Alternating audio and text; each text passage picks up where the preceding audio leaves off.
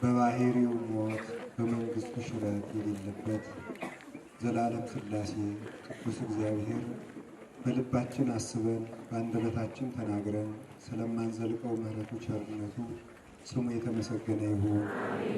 እግዚአብሔርን የወለደችልን የድኅነታችን መሰረት የጉባኤያችን ምክንያት እናታችን ቅድስት ድንግል ማርያም ወላዲተ አምላክ ክብር ምስጋና ይግባት።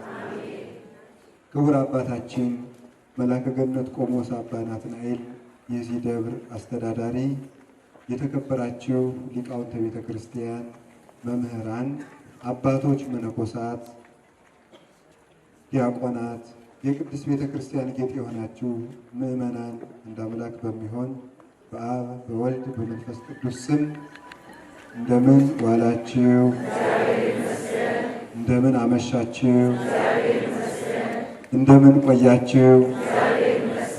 ኃጢአታችን ታግሶ እንደ ቸርነቱ የሰበሰበን የአባቶች አምላክ ቅዱስ እግዚአብሔር ክብር ምስጋና ይግባው። አኮ እግዚኦ ንሕነ ዘንትናገር ዘማቤነ በይንተ ዘዚአከ አላ አንተ ተናገር በውስጤትነ።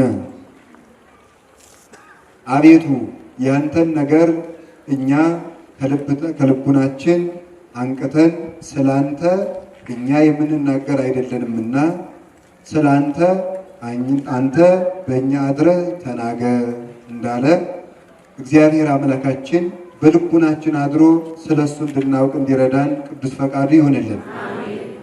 ግበሩ አይርክተ እምንዋየ አመፃ፣ በአመፀኛው ገንዘባችሁ ወዳጅ አድርጉበት በሚል ርዕስ እንማማራለን። እስኪ አንድ ጊዜ በሉ። በአመፀኛው ገንዘባችሁ በሉ ወዳጅ አድርጉ። ሶስተኛ በአመፀኛው ገንዘባችሁ ወዳጅ አድርጉ። የሉቃስ ወንጌል ምዕራፍ 16 ቁጥር 9። ቃሉን የተናገረው መምህራችን መድኃኔ ዓለም ኢየሱስ ክርስቶስ ነው። ቃሉን የጻፈልን ቅዱስ ሉቃስ ነው። ሉቃስ ማለት መድኃኒት አዋቂ ባለመድኃኒት ማለት ነው። ቀድሞ በስጋው የስጋ ሐኪም ነበረ። በስጋ ሕክምና ይኖር ነበረ። ኋላ ግን ባለመድኃኒት የሚባለው የነፍስ መድኃኒት የሚያውቅ ስለሆነ መድኃኒት ክርስቶስን የሚሰብክ መድኃኒት ክርስቶስን የሚመሰክር መድኃኒት ክርስቶስን የለበሰ መድኃኒት ክርስቶስን በልቡናው ማኅደርነት ያሳደረ የክርስቶስ ቤት በክርስቶስ የዳነ በክርስቶስ የሚያድን ለክርስቶስ የሚኖር በክርስቶስ የሚመራ በክርስቶስ የሚፈውስ ስለሆነ ባለመድኃኒት ይባላል። የቅዱሳንን አማላጅነት ከሉቃስ ስም መረዳት ይቻላል። ሉቃስ ማለት መድኃኒት አዋቂ ባለመድኃኒት መድኃኒት ያለበት ማለት ነው የስሙ ትርጓሜ። ክርስቶስ መድኃኒት ሲሆን ቅዱሳን ደግሞ መድኃኒት አዋቂዎች ይባላሉ። ክርስቶስ መድኃኒት የባህሪ መድኃኒት ነው። ልክ ብረትን ከእሳት ውስጥ ስናስገባው የእሳቱን ባህሪ ገንዘብ አድርጎ ብረቱ እንደሚያቃጥል ሁሉ እንደዚሁ ክርስቶስ ያደረባቸው ቅዱሳን እሳት እግዚአብሔር ስላደረባቸው ያቃጥላሉ፣ ብርሃን እግዚአብሔር ስላደረባቸው ያበራሉ፣ መድኃኒት እግዚአብሔር ስላደረባቸው ይፈውሳሉ፣ ጥበብ ክርስቶስ ስላደረባቸው ጥበብን ይገልጻሉ፣ ጨው ክርስቶስ ስላደረባቸው ያጣፍጣሉ። ስለዚህ ቅዱሳን ባለመድኃኒቶች ይባላሉ። ብረቱን የነካ ሁሉ እሳቱ በብረቱ ላይ ስላለ እንደሚቃጠል የቅዱሳንን ስማቸውን የሚጠራ መቃብራቸውን የሚሳለም አፈራቸውን በጥብጦ የሚጠጣ ሁሉ ከክርስቶስ ጋር ይዋሃዳል። የጨርቁን እምከመገሰስኩ ጽንፈ ልብሱ አሃዩ፣ የጨርቁን ጫፍ ብነካ እፈወሳለሁ ብላለቻች ሴት። የጨርቁን ጫፍ ብነካ እፈወሳለሁ ካለች የክርስቶስ የጨርቅ ጫፍ ምንድን ነው ሲባል ቅዱሳን ናቸው። ምክንያቱም ዮሐንስ ወንጌል ምዕራፍ 14 ላይ እመቦ ዘአቀበ ቃሌ አነ ወአብ ንመጽእ ኀቤሁ ወንገብር ምዕራፈ ውስቴቱ፣ ቃሌን የጠበቀ ቢኖር እኔም አባቴም መንፈስ ቅዱስም መተን እናድርበታለን ብሎ ባለቤቱ በማይታበል ቃሉ ስለመሰከረ፣ ስለዚህ ጌታችን መድኃኒታችን ኢየሱስ ክርስቶስ እሱ ሲያድርባቸው ቃሌን በሚጠብቅ መጥቼ እኔ አድርበታለሁ፣ አባቴም ያድራል፣ መንፈስ ቅዱስም ያድራል ስላለ፣ ስለዚህ ክርስቶስ ካደረባቸው ቅዱሳን የክርስቶስ ልብሶች ናቸው ማለት ነው። ክርስቶስ የቅዱሳንና የክርስቲያኖች ልብስ ነው። አዲሱን ሰው ልበሱት እንዳለ ቅዱስ ጳውሎስ ልብሳችን ኢየሱስ ክርስቶስ ነው። ስንጠመቅ ልብሳችን አውልቀን የምንጠመቅበት ዋናው ምክንያት ከዚህ ዓለም ልብስ ተላቅቄ አንተን ልብስ አደርጋለሁ ማለታችን ነው። ልብስ አውልቀን የምንጠመቀው ልብሳችን አንተ ነህ ለማለት ነው። እኛ የእሱ ልብሶች ነን። ለምን? በእናንተ አድራለሁ ብሎ ተናግሯልና። እሱ ልብሳችን ነው። በእሱ ከለላነት እንኖራለንና ሐዋርያው ቅዱስ ጳውሎስም አንደኛ ቆሮንቶስ ምዕራፍ 3 ቁጥር 16 ላይ ታምሩኑ ከማንተሙ ታቦቱ ለመንፈስ ቅዱስ፣ እናንተ የመንፈስ ቅዱስ መቅደስ ማደሪያ ቤት እንደሆናችሁ አታውቁምን? ስለዚህ እኛ የመንፈስ ቅዱስ ማደሪያዎች ከሆን እኛ የእግዚአብሔር ልብሶች ነን። ቅዱሳን የእግዚአብሔር ልብሶች ናቸው። ስለዚህ ጨርቁን የዳሰሰ እንደተፈወሰ ጨርቁን ዳሳ 12 ዓመት የፈሰሰው ደም እንደቆመላት ሁሉ ቅዱሳን የክርስቶስ ልብሶች በመሆናቸው ምክንያት የቅዱሳንን ስማቸውን የጠራ ገድላቸውን ያነበበ መቃብራቸውን የተሳለመ በዓላቸውን ያከበረ የክርስቶስን ጨርቅ እየዳሰሰ ነው ማለት ነው። የቅዱሳን ምልጃ አያስፈልገኝም የሚል ቢኖር ግን የክርስቶስን ጨርቅ ዳስሼ ከደዌ መፈወስ አልፈልግም ብሎ ልብሰ ክርስቶስን የካደ ነው ማለት ነው። ቅዱሳንን መናቅ የክርስቶስን ልብስ መናቅ ነው። ለምን? ቅዱሳን የክርስቶስ ልብሶቹ ናቸውና።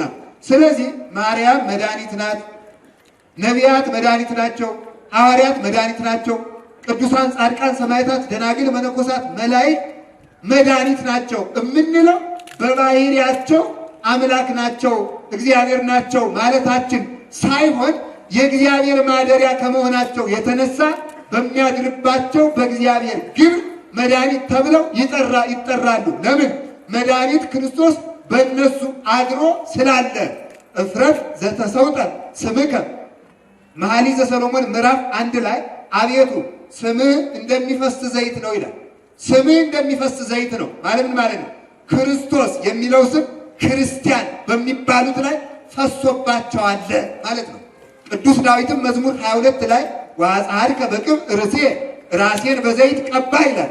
ራሴን በዘይት ቀባ ማለት ርዕሰ ልቡናዬን የልቡናዬን ራስ ክርስቶስ በሚባለው በሚያበራው የስምህ ዘይትነት አከበርከው ማለት ነው።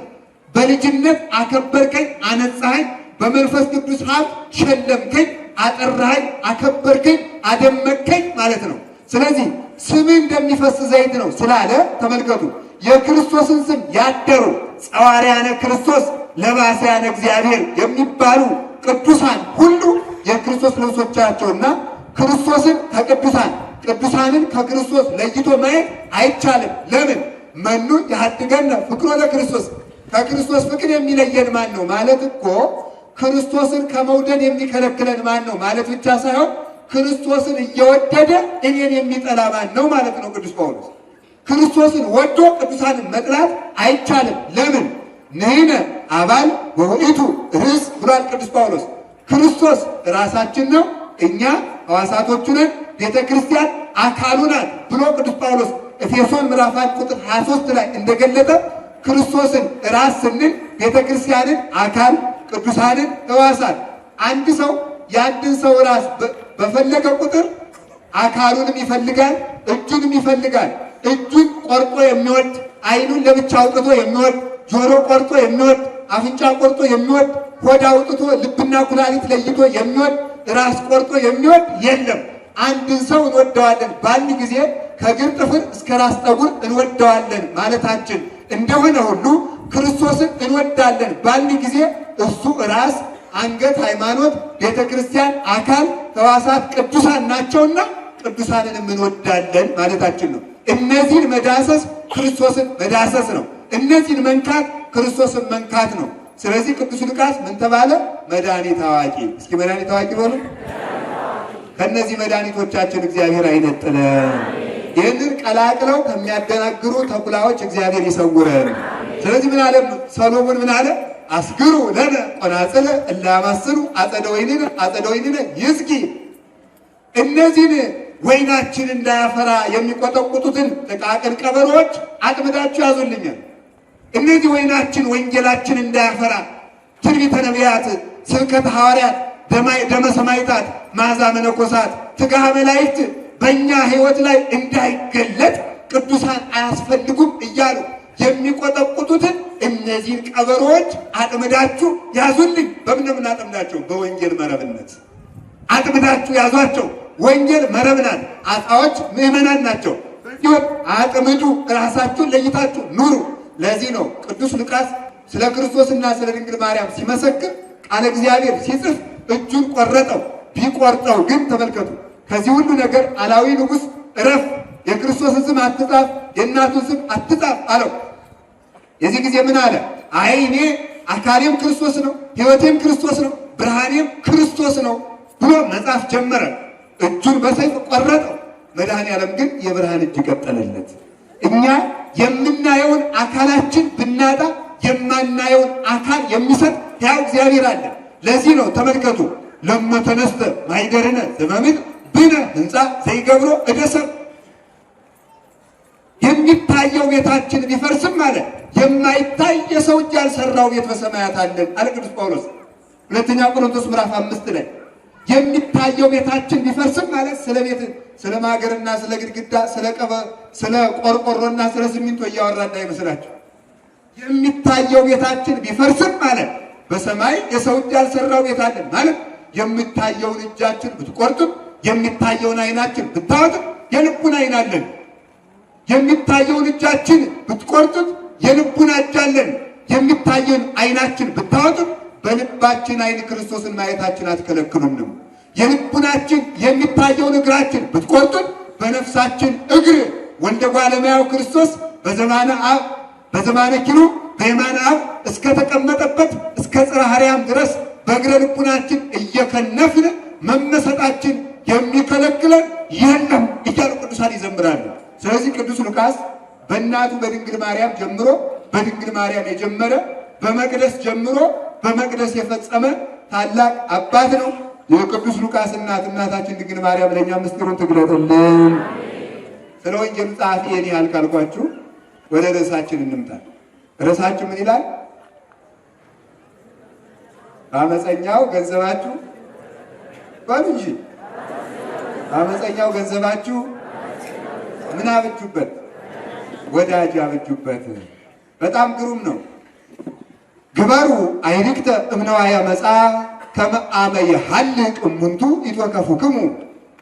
ገንዘባችሁ ባለቀ ጊዜ፣ ገንዘባችሁ ጠብቅና ለመቆም በማይችልበት ጊዜ፣ ገንዘባችሁ በማይጠብቃችሁ ጊዜ የሚጠብቁ እረኞች፣ ገንዘባችሁ በማይመግባችሁ ጊዜ የሚመግቡ መጋቢዎች፣ ገንዘባችሁ በማይፈውሳችሁ ጊዜ የሚፈውሱ መድኃኒት አዋቂዎች፣ ገንዘባችሁ በማያለብሳችሁ ጊዜ የብርሃን ልብስ የሚሰጡ፣ ገንዘባችሁ ቤት በማይሰራላችሁ ጊዜ በብርሃን ቤት በእንግድነት የሚቀበሏችሁን ወዳጆች በሚያልቀው ገንዘባችሁ የማያልቅ ወዳጅ አብጁ ብሎ ጌታችን መድኃኒታችን ኢየሱስ ክርስቶስ አስተማረ።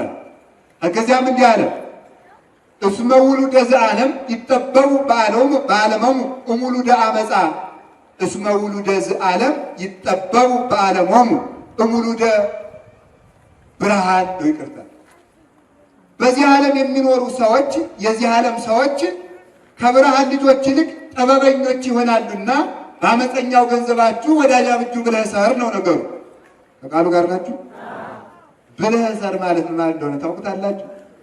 እንዳይመሽብን አልነግራችሁም። ብለህ ሰር ማለት ምን ማለት እንደሆነ አጥኑ፣ የቤት ስራ። ወደ ትምህርታችን እንቀጥል። ስለዚህ ምን አለ ተመልከቱ። ብለህ ሰር አንድ ምሳሌ እስኪ ልንገራችሁ፣ የቤተክርስቲያናችን ትርጓሜ እንድታውቁት በዚያው አካሄዱን ማለት ነው። እኔ የሕይወት እንጀራ ነኝ በሉ። ማነው እንዲህ አለ? ጌታችን መድኃኒታችን ኢየሱስ ክርስቶስ ነው። እኔ የሕይወት እንጀራ ነኝ አለ። አሁን ተመልከቱ። እንግዲያውማ አለ ቅዱስ ጳውሎስ የፍጡር ሥጋ ሕይወት ይሰጣል አይሰጥም ይላል። ሕይወት ማን ነው? እግዚአብሔር ይላል። ተመልከቱ። እንግዲያማ አለ ተመልከቱ። ሕይወት የፍጡር ሥጋ ሕይወት የማይሰጥ ከሆነ የፍጡር ደም ሕይወት የማይሰጥ ከሆነ ሕይወት ደግሞ እግዚአብሔር ከሆነ እንግዲያውማ ክርስቶስ እግዚአብሔር ነው ብለህ ሰር ነው። ገባችሁ? ገብቷችኋል? ስትሞቱ ይገባችኋል። እንግዲህ አሁን ካልገባችሁ ምን አደርጋለሁ? ሆነ ለመጽደቅ ያብቃል። ስንጸድቅ ይገባናል። እንግዲህ እሺ፣ ከቃሉ ጋር ከሆን በአመፀኛው ገንዘባችሁ በሉ አንድ ጊዜ ወዳጅ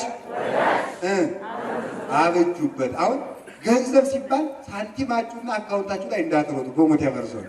ሌላ ትርጉም አለ። በነገራችሁ ላይ ሰው በልቡናው ያለውን ነገር ይዞ ስለሚጠይቅ ጥያቄው ሁሉ እንደ ልቡናው እንዲመለስለት ስለሚፈልግ ሳይመለስለት ነው የሚቀር። አሁን ለምሳሌ የቄሳርን ለቄሳር እግዚአብሔርን ለእግዚአብሔር ቢል አንድ ሰው ሲቆሞ ምንድን ነው የምትሉት? ስለታምጡ ነው አይደል ነው የምንለው። ግን ትርጉሙ ሌላ ነው። እኛም ማበላሽተነዋል፣ እናንተ ማበላሽታችሁታል። ትርጉም ቅዱስ ቄርሎስ ምን አለ? አይሁድ ተሰብስበው ክርስቶስን እንዲህ አሉት አይደል? ለቄሳር ግብር እንክፈል አንክፈል አሉት። ተንኮለኞች ናቸው። እንደዚህ ዘመን ሰው ማለት ነው። አይ ክፈሉ ቢላቸው ኢሳይያስ የመንግስት ቅጥረኛ ነው፣ ፖለቲከኛ ነው ሊሉ ነው። እንግዲህ ተመልከቱ። የመንግስት ቅጥረኛ ነው፣ ለመንግስት አዳሪ ነው ሊሉት፣ እውነተኛ መምህር አይደለም ሊሉ ነው። አትክፈሉ ቢላቸው ደግሞ ለመንግስት ሂደው ነገር ይሰራሉ። ነገር ይሰሩና ግብር አትክፈሉ ብሏል ብለው ደግሞ ለሞቱ ምክንያት ሊፈልጉ ነው። አይ ይህንን የሚተናኮል ልብ የፈጠረ አምላክ ተንኮሉን አያውቅም ብሎ ማሰብ እንዴት ያልችልነት? ምን አላቸው? ዘመኑ ውእቱ መልኩ ወመጽሐፉ አላቸው። በሳንቲሙ ላይ ያለው ፎቶ የማን ነው አሉት። በጣም የሚገርማችሁ ያ ሳንቲም በቀኝ ጎኑ የኪሩቤል ስዕል፣ በግራ ጎኑ የቄሳር ፎቶ ነበረበት። ከዚያ በኋላ የቄሳር አሉት። ከዚያ ምን አላቸው? የቄሳርን የእግዚአብሔርን ምን ማለት ነው? አንዲቱን ሳንቲም አንድ ጎኗን ለቄሳር አንድ ጎኗን ለእግዚአብሔር ስጡ። እነሱ ሊያስቸግሩ እንደመጡ እሱም አስቸግሮ ሰደዳቸው። አንድን ሳንቲም ከሁለት እንዴት አድርጎ መክፈል ይቻላል? ቀኝ ጎኑን ለእግዚአብሔር ግራ ጎኑን ለቄሳር ክፈሉ አላቸው። ልታስቸግሩ ከመጣችሁማ እኔ ያውቃለሁ ብሎ አስቸግሮ ሰደዳቸው። አንዳንድ ጊዜ ልንገራችሁ፣ መናፍቃን በጠየቋችሁ ቁጥር ሮሜ ምዕራፍ 6 ምናምን አይባልም። አስቸግሮ ለመጣ አስቸግሮ መመለስ ነው። ሊድን ለመጣ የሚያድን መንገድ ነው። ሰምታችሁኛል? የዮሐንስ ጥምቀት ከምድር ነው ከሰማይ ሊቁ መምህራችን አሉት ጌታ አይደለም እሱ ነው እንጂ ይቅርታ። እንዲያው ግን አንተ በምን ስልጣንህ ነው ይህን ቤተ መቅደስ የምትፈታ ይህንን ገበያ የምትፈታ በጅራፍ ገርፈ በሬዎችን የምታስወጣ ብለውታል። ጥምቀቱ ለዮሐንስ ባይዴ ኢዲ የዮሐንስ ጥምቀት ከምድር ነው ከሰማይ አላቸው። እነሱም ሊያስቸግሩ ነው የመጡ። ከሰማይ ብንለው አታምኑበትም ኑሯል ይለናል። ከምድር ነው ብንል ዮሐንስን ብዙ ይወደዋል ይወግረናል። አናውቅም ማለት እንግዲያስ እኔም አልነግርም። ከቃል ጋር ናችሁ። ስለዚህ ተመልከቱ፣ አስቸግሮ ለመጣ ሰው አስቸግሮ ነው የሚመለሰው። አስቸግሮ ለመጣ ሰው አስቸግሮ ይመለሳል። ከቃሉ ጋር ናችሁ። እግዚአብሔር ከሁላችን ጋር ይሁን። ለምሳሌ አልፎንሱ ሜንዴዝ የሚባል የካቶሊክ ሊቀ ጳጳስ ጎንደር ላይ በተደረገ ክርክር በአፄ ሱስንዮስ ካቶሊክ ሆነው ነበር። እንደምታውቁት ካቶሊክ ከሆኑ በኋላ ምላሳቸው ተጎልጉሎ ነበር። ተጎልጉሎ ስለነበረ ያን ሁሉ የኢትዮጵያ ሕዝብ አስፈጅተዋል። አልፎንሱ ሜንዴዝ ስሙም ግራ ነው፣ ሰውየውም ግራ ነው። መጥቶ ኦርቶዶክስ ትርከስ፣ ካቶሊክ ትንገስ የሚል አዋጅ ንገር፣ በመሳሪያ ረድተናል ቀድሞ በጦርነት ጊዜ ብሎ መጥቶ ንጉሱን አስካደ። አስክዶ አዋጅ ተነገረ። ደንቀዝ ላይ ብቻ 8000 ክርስቲያኖች ሰማዕትነት አያመልጥህ እያሉ እየበረሩ ሂደው ታረዱ። ኦርቶዶክስ ነኝ ተዋሕዶ ነኝ ያለ በሙሉ አለቀ። ምላሳቸው ጉልጉል። የዚያን ጊዜ አልፎንሱ ሜንዴዝ ምላስ አይመልስ፣ ምላስ ያበላሻል እንጂ አልፎንሱ ሜንዴዝ ምላሱ ሲጎለጎስ የነ ደብረ ሞጂናው አባቶች የማኅበረ ሥላሴ አባቶች ዛሬም እንኳን የሰው የጥጃ ቋንቋ የሚያውቁ አባቶች አሉ ዛሬ። አለ ይሄ ዘመነኛ ትውልድ እንደራሱ መልሱ ነው። እንደኔ የሚለቃቀመውን እያየ ምን አባት አለን ይላል። በረሃውን ገብታችሁ አይታችሁታል። እንደዚህ ያለ ጥጋብ የለም በእውነቱ ማለት ነው። እግዚአብሔር ሰው የለውም እንደማለት ያለ ትዕቢት የለም። እግዚአብሔር ሰው ሞልቶታል። እኛንም አናየው እንጂ አንድ ልጅ በእናቱ ማህፀን እያለ ፀሐይን ወጥቶ ባለመሞቁ ፀሐይ የለች ማለት ይቻላል? አይቻልም። በኃጢአታችን ሞራ ተሸፍነን ስውራን አባቶችን ባለማየታችን ኢትዮጵያ አባት የላትም አይባልም። እኛ ስለተቆነጠጥን ኢትዮጵያ አባት የላትም፣ ቅዱሳን የላትም አይባልም። በስውር የሚኖሩ በደመና የሚሽከረከሩ በመብረቅ የሚቻሉ በነፋስ ክንፍ የሚኖሩ አባቶቻችን አሉ። ዛሬ የእነሱ ጸሎት ይጠብቃል። አባ አምደ ሥላሴ መጥተው ፈወሱ። የማይበረ ሥላሴ አባ አምደ ሥላሴ መጥተው ጸልየው 14 ቀን ሱባኤ ተገኝቶ ያ የሱስንዮስ ምላስ ተመልሶ ገባ። ከዚያ ፋሲል ይንገስ፣ ኦርቶዶክስ ትንገስ፣ ተዋሕዶ ምናምን ትንገስ፣ የሮማ ሃይማኖት ትርከስ ብለ አዋጅ ነገር ብሎ ራሱ ሱስንዮስ ለልጁ ለፋሲል አዋጅ ነገረ። አፄ ፋሲል ከነገሱ በኋላ በሉ እንግዲህ አባቴን ጤና ያሳጣችሁ እናንተ ስለሆናችሁ አልፎንሱ ሜንዴስ ተከታዮችን ይዘን ከኢትዮጵያ በ24 ሰዓት ውጣልኝ አለ አፄ ፋሲል። ይሄማ ነውር ነው፣ ፍትህ አዋቂ ንጉሥ አያሰኘዎትም። ስለዚህ ተከራክረን ሳንረታ አያስወጡን ብሎ ማን ተናገረ? አልፎንሱ። ክርክር ይደረግ ተባለ። እነማን ናቸው? እነሱ። አልፎንሱ ካቶሊክን ወክሎ መጣ። እጨጌ በትረ ጊዮርጊስ ከኦርቶዶክስ ተነሱ። አንድ ላይ ትጠይቅ ትጠየቅ ተባለ። ኦርቶዶክሳውያን አባቶቻችን ልጠይቅ አይሉ ልጠየቅ ነው የሚሉ ሙሉ እንደሆነ ያውቁታል። ትጠይቃለህ ትጠየቃለህ ተብሏል። ልጠየቅ አበው ምን ይላሉ? መጠየቅ ቁልቁለት ነው፣ መጠየቅ አቀበት ነው ይብላል። መጠየቅን ሁሉ ይጠይቃል፣ መመለስ ነው ከባዱ። ጥያቄ ሞልቷል በዚህ ዘመን፣ መልስ ነው የቸገረ እንጂ። ቤተ ክርስቲያን ግን መልስ አላት ብቻ ሳይሆን ቤተ ክርስቲያኒቱ ራሷ መልስ ናት። ቤተ ክርስቲያኒቱ ራሷ አካሏ፣ ግድግዳዋ፣ ጉልላቷ በሙሉ ጸናጽሏ፣ መቋሚያዋ፣ ትምህርቷ ቤተ ክርስቲያን መልስ ያላት ቤተ ክርስቲያን ሳትሆን ኦርቶዶክስ ተዋሕዶ ራሷ መልስ የሆነች ቤተ ክርስቲያን። ከዚያ በኋላ ተመልከቱ። ትጠየቅ ተጠየቅ እጠይቃለሁ አሉ። ጠይቅ ተባለ። ሰምታችኋል? ከዚያ ምን አለ? የእግዚአብሔር ልጅ ሞተ የሚል ቤት ይገኛል። የማርያም ልጅ ነው የሞተ እንጂ የእግዚአብሔር ልጅ ሞተ የሚል የት አለ ብሎ ጠይቃቸው። እንዘ ጸሩ ንሕነ እግዚአብሔር ተሳሃለነ በሞቱ ወልዱ። ለእግዚአብሔር ጠላቶቹ ስንሆን በልጁ ሞት ይቅር አለን ይልብሃል ቅዱስ ጳውሎስ ሮሜ 5 ላይ አሉ። እዚያ በኋላ ጭጭ አለ። ሌላ ከባድ ጥያቄ አምጥቶት መስሎት የዚህ ዘመን ሰው ተራቀቁ ሲል ከዶሮና ከእንቁላል ማን ይቀድማል ብሎ እንደሚጠይቀው ማለት ነው። ጋዜጣ ላይ ድረስ እኮ ከዚያ ምን እንደዚያ ብሎ ከዚያ ምን አለ? የእግዚአብሔር ፊቱ ወደ የት ነው ብሎ ጠየቀ። አስቸግሮ ለመጣ እንዴት ተብሎ ነው የሚመለስ ነው ያልኳቸው። አስቸግሮ መመለስ። ሻማ በሩና የዚህ ሻማ ፊት ወደ የት ነው ተመልከቱ። ከዚያ በኋላ ዝም አለ። መልስ ዝም እንግዲህ አስታሉና ገጹሰ ለእግዚአብሔር ሀበለ ይገብሩ እኩይ የእግዚአብሔር ፊቱ ክፉ ወደሚሰሩ ሰዎች ነው ይላል ዳዊት፣ ወደ አንተ ነው አሉና በጥፊ ያለ ጊዜ ከቃል ጋር ናችሁ ግን እንዳትማቱ የእግዚአብሔር ፊቱ ነው ያለው። ሰምታችኋል? የእናንተ ፊት አላለም። የማን ፊት ነው? የእግዚአብሔር ፊቱ ክፉ ወደሚሰሩ ሰዎች ነው ብሎ መለሱለት። አስቸግሩ ለመጣ ምን ተብሎ ይመልሳል? አስቸግሩ ይመልሳል። አስቸግሮ ነው የሚመለሰው። ሌላ ጊዜ ይሄ ተደግሟል።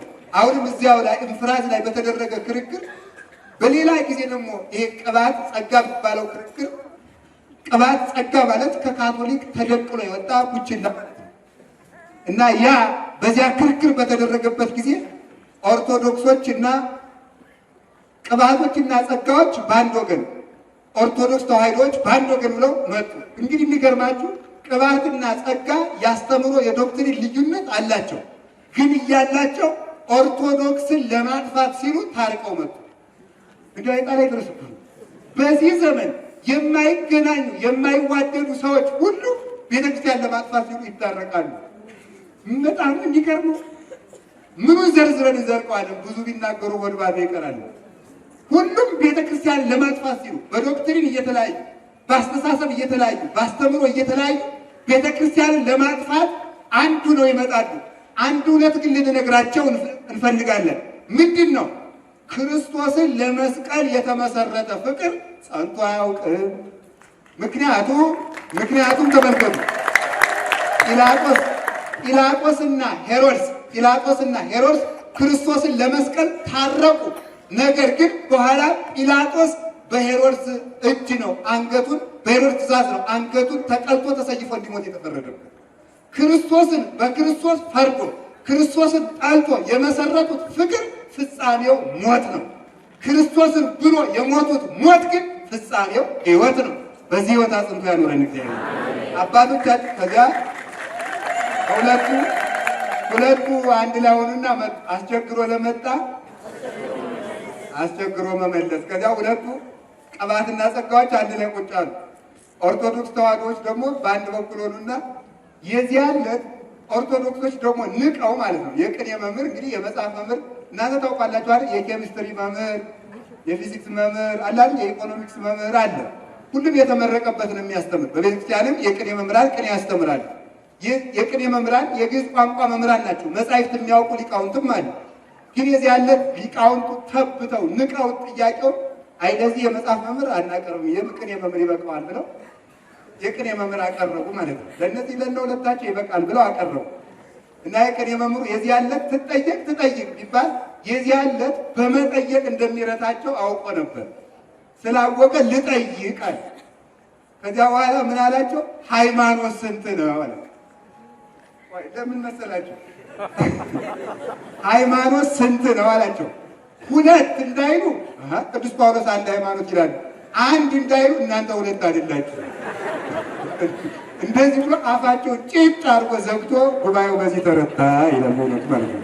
ስለዚህ ምን ጊዜ በነገራችን አስቸግሮ ለመጣ አስቸግሮ መመለስ ነው። በቅንነት ለመጣ በቅንነት መቀበል ነው የሚገባው ማለት እንጂ ለጠቀሰው ሁሉ ጥቅስ ጠቅሰን ሩጠን ተሯሩጠን አይደረግም። የእግዚአብሔር ቃልም ለሆነ ላልሆነ ሁሉ አይነገርም፣ አይጠመቅም። ዝም ብለህ ተጠመቅ ብሎ ያን ማለት ነው በእውነቱ ማለት ነው። ተጠመቅና አንተ አብደህ ነው ብሎ መስደድ ነው። ከቃሉ ጋር ናችሁ። እብድ ውሻ ታውቃላችሁ አታውቁም? ምንድን ነው እብድ ውሻን እብድ የሚያሰኘው ምንድን ነው? ድሮም እኮ አይሰብክ፣ አይማር፣ አያጥን፣ አይቆርብ፣ አያስቀድስ። ውሻን ግን እብድ ያሰኘው ምንድን ነው? ባለቤቱን መንከሱ ነው። ውሻ ሲያብድ በሉ አንድ ጊዜ ባለቤቱን ይነክሳል። ስለዚህ እብድ ውሻ ይባላል በሉ። ስለዚህ ክርስቶስ መድኃኒት ነው። የመድኃኒት እናት ማን ነው? ድንግል ማርያም በሉ እንጂ። ክርስቶስ ብርሃን ነው። የብርሃን ምስራቅ ማን ናት? ድንግል ማርያም ነው። ክርስቶስ ትንሣኤ ሕይወት ነው። የሕይወት እናት ማን ናት? ድንግል ማርያምን መንካት ወይም መጥላት ማለት እብድ ውሻን መንካት ነው። በዚያውም ላይ የፊደሉ ባለቤት፣ የጥበቡ ባለቤት፣ የዘመን ቆጠራው ባለቤት፣ የስነ ሕንፃው ባለቤት፣ የሕጉ ባለቤት፣ የስርዓቱ ባለቤት፣ የእድገቱ ባለቤት፣ የብልጽግናው ባለቤት ኦርቶዶክስ ተዋሕዶ ናት። ይችን የዚህ ሁሉ ምንጭ የሆነችውን እንጀራዋን እየበሉ በቱሪስቶቿ እየተጠቀሙ ባነጸችው በላሊበላ ሕንፃ፣ በአክሱም ሐውልት፣ በጎንደር ሕንፃ፣ በዚህ ሁሉ በሌሎችም በገዳማት በአድባራት በዚህ እንጀራዋን እየበሉ የሚሰድቧት፣ የሚያቃጥሏት፣ የሚያርዷት ሁሉ እብድ ውሻዎች ናቸው። ልብ ይስጣቸው እግዚአብሔር በእውነቱ ማለት ነው። ከእብድ ውሻ ይሰውረን። አላችሁ የላችሁም? እንደዚህ ካል የትምህርታችን ርዕስ ምንድን ነው?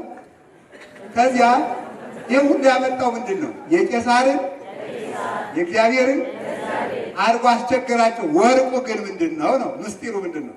የቄሳርን ለቄሳር ቄሳር የተባለ ማን ነው? ሰይጣን። እስኪ ሰይጣን ወሩ እግዚአብሔር ነው። የቄሳርን ለቄሳር ክፈሉ፣ የእግዚአብሔርን ለእግዚአብሔር ክፈሉ ማለት ተንኮሉን ለሰይጣን ተውለት፣ እናንተ ለኔ ሁኑ ማለት ነው። ተመልከቱ፣ እኛ የማንን ተንኮልን ለማንን ተውለት? ስለዚህ ርቱዕ ሃይማኖት የሚባል ሊቅ የቤተክርስቲያን ሊቅ ነው። 14ኛው ክፍለ ዘመን የነበረ ምን አለ? ክፉ ባለዕዳ ከአንተ እየመጣ እንዳይጨቀጭቅ ገንዘቡን ወርውረህ ክፈል ነው አይደል? ስለዚህ የቄሳርን ለቄሳር የእግዚአብሔር ለእግዚአብሔር በተባለ ቁጥር ሳንቲም ትዝ እንዳይላችሁ ማለት እንዳይገባ ይሄን ቅዱስ ቄርሎስ ነው የተረጎመው። የቄሳርን ለቄሳር የእግዚአብሔር ለእግዚአብሔር ማለት የተንኮሉን ለሰይጣን ተውለት፣ እናንተ የኔ መልክ ናችሁ ለኔ ሁኑ፣ የእግዚአብሔር ለመሆን ያብቃን። ታዲያ እንደዚህ ከሆነ ስለ ሳንቲም የሚል ርዕስ በተነሳ ቁጥር ሳንቲም ትዝ እያላችሁ ሮጣችሁ እንዳትሮጡ ብዬ ነው። እግዚአብሔር ልቡናችሁን ይሰብስብልኝ። አንድ ጊዜ በአመፀኛው ገንዘባችሁ ምን አብጁበት ወዳጅ። እሺ አንደኛ ገንዘብ ምንድን ነው? እስኪ ገንዘብ ምንድን ነው በሉ። የኛ ገንዘባችን ምንድን ነው ስትሉ የመጀመሪያው ገንዘባችን ሃይማኖት። እስኪ ሃይማኖት በሉ። እስኪ ሃይማኖት በሉ። አዎ ራዕየ ዮሐንስ ምዕራፍ 3 ላይ ምን ይላል? አንተ ሰው ይላል። ምን ይላል? አንተ ሰው ደሃ ነኝ ሀብታም ነኝ ትላለህ። ኧረ ደሃ ነህ። ለብሻለሁ ትላለህ። ራቁትህን ነህ። አያለሁ ትላለህ። እውር ነህ። ስለዚህ ለእርቃንህ የኔን ልብስ፣ ለዕውርነትህ የኔን ኩል፣ ለድህነትህ የኔን ወርቅ ውሰድ ይላል። ራዕየ ዮሐንስ ምዕራፍ 3 ላይ ራሱ ጌታችን ኢየሱስ ክርስቶስ አንተ ሰው ሀብታም ነኝ ትላለህ፣ ደሃ ነህ። ለብሻለሁ ትላለህ፣ ራቁትህን ነህ። እንደገናስ ደግሞ አያለሁ ትላለህ፣ እውር ነህ። ስለዚህ የኔን ልብስ ኩል እና ምን ውሰዳለሁ? ወርቅ ውሰድ። ልብስ ማን ነው? ክርስቶስ በሉ። ኩል ማን ነው? ስጋው ደሙ በሉ። ወርቅስ ማን ነው? ራሱ ክርስቶስ ነው። ሰርጓ ዓለም ወርቅ ጌጥ ነው፣ ክርስቶስን ጌጥ ነው። ክርስቶስ ጌጥ ነው። በእውነቱ ወርቅስ ጥለነው እንሞታለን። ክርስቶስ ግን በመቃብር ውስጥ የምናጌጥበት ወርቃችን በመቃብር ውስጥ ይኸው እና አቡነ ተክለ ሃይማኖት ደብረ ሊባኖስ ላይ በመቃብራቸው ያበራል። እና አቡነ ገብረ መንፈስ ቅዱስ ያበራሉ። እና አቡነ ሐራ ድንግል ኢትዮጵያዊ ሐራ ድንግል ጻድቅ አህያ ሳይቀር ገንዘው የቀበሩ ሩሩ እሳቸው ሳይቀር አውቁታላችሁ። የአቡነ ሐራ ድንግል አህያ የማነ ብርሃን ነው ስሙ። እና እየዞረ ሚኒስተር አስራት በኩራት ይሰበስብ ነበር። ማን ነው? አቤት ሰው ከአህያ ባሰ ማምላክ አህያ አስራት በኩራት ይሰበስባል። ጭራሽ ሰው ዛሬ አስራት በኩራት አይከፍልም። አህያው ሂዶ የሚቆመው ካልከፈሉ ሰዎች ቤት እንደው ድንቅ ነው። በራቸው ላይ ይቆማል። ሂዶ ማነው ስሙ? የማነ ብርሃን ይቆማል። ሰው ሁሉ ጤፉን ሰፍሮ ከስንዴው ከባቄላው ሰፍሮ ይጭናል። ከዚያ በኋላ ተመልከቱ፣ አምጥቶ አራግፎ ከገዳሙ ይሄዳል። መልሶ ይሄዳል፣ ይቆማል። ሰው ሁሉ የማነ ብርሃን መጣ ብሎ ይጭናል። ዛሬ እንኳን አህያ መነኩሴ ተናግሮ ማን ይሰማዋል? እኛ ማን ይሰማናል? ይሄ እንግዲህ እነዚህ ጨቅጫቆች መጡ። እናንተ በእኛ ስትፈርዱ እኛ የአመፀኛ ስንል ተያይዘን መጠላለቅ ብቻ ትርፍ የለውም። እንዲያው ክቡራን ባልሆንም ክህነቱን ብታከብሩ እኛም የክርስቶስ ደም የተከፈለላቸው ናቸው ብለን እንዲሁነ ብንኖር ይሻላል። ተነቃቅፈን እንበላላለን እንጂ ጥቅም የለው። የአህያ ሲሞት አቡነ ሐራ ድንግል አልቅሰው ገንዘው ነው የቀበሩት። ዛሬ አህያ ተገንዞ በሚቀበርባት ሀገር የሰው ልጅ ደም እንደ ውሃ እየፈሰሰ እየተቃጠለ አለ። ሀገር አይደለም በእውነቱ ያደረግነው ማለት ሰው ከአውሬ ብሶ ይህች ሀገር ኢትዮጵያ ማለት ዝንጀሮን በሽምግልና ያስታረቁባት ሀገር ነው። ታውቃላችሁ? አቡነ ዮሴፍ ኢትዮጵያዊ ዝንጀሮና ሰው አስታርቀዋል። ታውቁታላችሁ? አታውቁትም? ታውቁታላችሁ? አቡነ ዮሴፍ ከዚህ ከላሊበላ ወጣ ብሎ ነው ትንሽ ተጉዛችሁ ነው የምታገኙት ገዳማቸውን። የአፄ ዘርዓ ያዕቆብ ትንሽ ወንድም ናቸው። ኢትዮጵያዊ ጻድቅ ናቸው። እሳቸው በምናኔ እያሉ ዝንጀሮ ይጸናል ባገሩ። ሰውየው እናቱ ሙታ ያለቅሳል።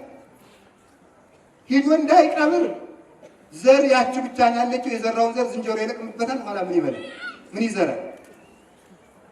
ሆድ እኮ ክፉ ነው። እንዳይቀር እናቱ ሙታለች። ያለቅስ አገኙት። ምን ሆነ ነው አሉት። ዝንጀሮ እናቴን አላስቀብረኝ ብሎ። እናትን ከማያስቀብር ዝንጀሮ ይሰውራል። ዝንጀሮ እናቴን አላስቀብረኝ ብሎ አሉ። ሂድን እጠብቅልሃለሁ አሉት። ከዚያ በኋላ ተመልከቱ፣ እጠብቅልሃለሁ ሲሉት ሂዶ እናቱን ቀብሮ መጣ። እንዲህ ተውኖማ መቼ ይዘለቃል በሉ ብለው አቡነ ዮሴፍ ነገ ዝንጀሮዎችም ሰዎችም ለሽምግልና ፈልጋችኋለሁ እንድትመጡ ብለው ለሽምግልና ቀጠሉ። አሁን ዛሬ እንኳን ዝንጀሮ ማን ይሰማል? ሁሉም አንዳንድ ጊዜ ልንገራችሁ፣ እግዚአብሔር ሰው እንደው ሁል ጊዜ ነው የሚያስታርቅ ሳይሆን የሚያጣላ ስለበዛ ባይሆን ሌላ ማድረግ ባትሉ እንደው ዝም በሉ። ዝም ሲል እኮ ክርስቲያን ግርማው ያስፈራል። ዝም ሲል መፍትሄ ለማያመጣው ሁሉ አጨብጭበን እኮ ነው መከራችን ያየነው። ከቃሉ ጋር ናችሁ። እግዚአብሔር ከሁላችን ጋር ይሁን። ነገ ከዝንጀሮዎች ጋር እንደው ከዝንጀሮዎች ጋር የሚያስታርቅ እግዚአብሔር ሰው ይፍጠርልን። አስታርቃችኋለሁ ብለው ሽምግልና ቀጠሩ። ዝንጀሮዎቹም መጡ፣ ሰዎቹም መጡ። ዝንጀሮዎች በግራ ሰዎቹ በቀኝ ተቀመጡ። በሉ እንግዲህ ልጆቼ እናንተ ዝንጀሮዎች እንግዲህ እናንተ ከቀድሞ በቀር ተለቅሞ ሲታጨር ከቀረው በቀር ሌላ እንዳትነኩ፣ ክምርም እንዳትበሉ፣ ታጭዶ ትንሽ አንዳንድ ቆሞ የቀረውን ያልበልታችሁ ጥገቡ፣ ሳሩን በልታችሁ ጥገቡ። የዚህ ሀገር እሳት ለእናንተ ምግብ እንዲሆናችሁ እግዚአብሔር ይባርክላችሁ ብለው ሰጧቸው። ለዝንጀሮዎች ብለው ሰጧቸው። ሳሩን አጣፈጡላቸው። ጥቂቱ ልቃሚ እንዲበረክትላቸውና ለዚህ ሀገር ዝንጀሮዎች እንዲበቃ አደረጉ። በኋላ ደግሞ ሰዎችን ምን አሏቸው? በሉ እናንተም ስታጭዱ ጨርሳችሁ አትጭዱ። አንዳንድ ነገር አልፋችሁ ተውላቸው። ሁሉን ካጨዳችሁ እናንተም ጨርሳችሁ ብሉ፣ እነሱ ጥቂት ካልተውላችሁ እናንተም ጨርሳችሁ ብሉ ብለው ይሄን አስታርቀው በጣም በሚያስደንቅ ሁኔታ በዚህ በአፄ ምኒልክ ጊዜ አንድ ሰው በዚህ አልፎ ሲሄድ ዝንጀሮውን አይቶ በድንጋይ ብሏል። ገበሬው እያባረረ ሰውየውን በድንጋይ ለምን ወዳጃችን ለምን ተነካለህ? እንደዚያ ብለው አባረዋል። በእውነቱ ማለት ነው። ከቃሉ ጋር ናችሁ? ከዚህ በኋላ እኔ በዓይኔ ሄጄ አይቻለሁ። በሀገሩ ራቅ ብሎ ብዙ ቦታዎች በዝንጀሮ ይቸገራሉ። ዛሬም ዝንጀሮዎች ሂዶ ማየት ይቻላል። እንደ ሰማይ ኮከብ እንደ ምድር አሸዋ በዝተው የሀገር እሸት ግን አይነኩም። አባቶቻችን ዝንጀሮ የሸመገሉ ብሩሃን፣ ቅዱሳን፣ ንጹሐን አዛኞች ነበሩ።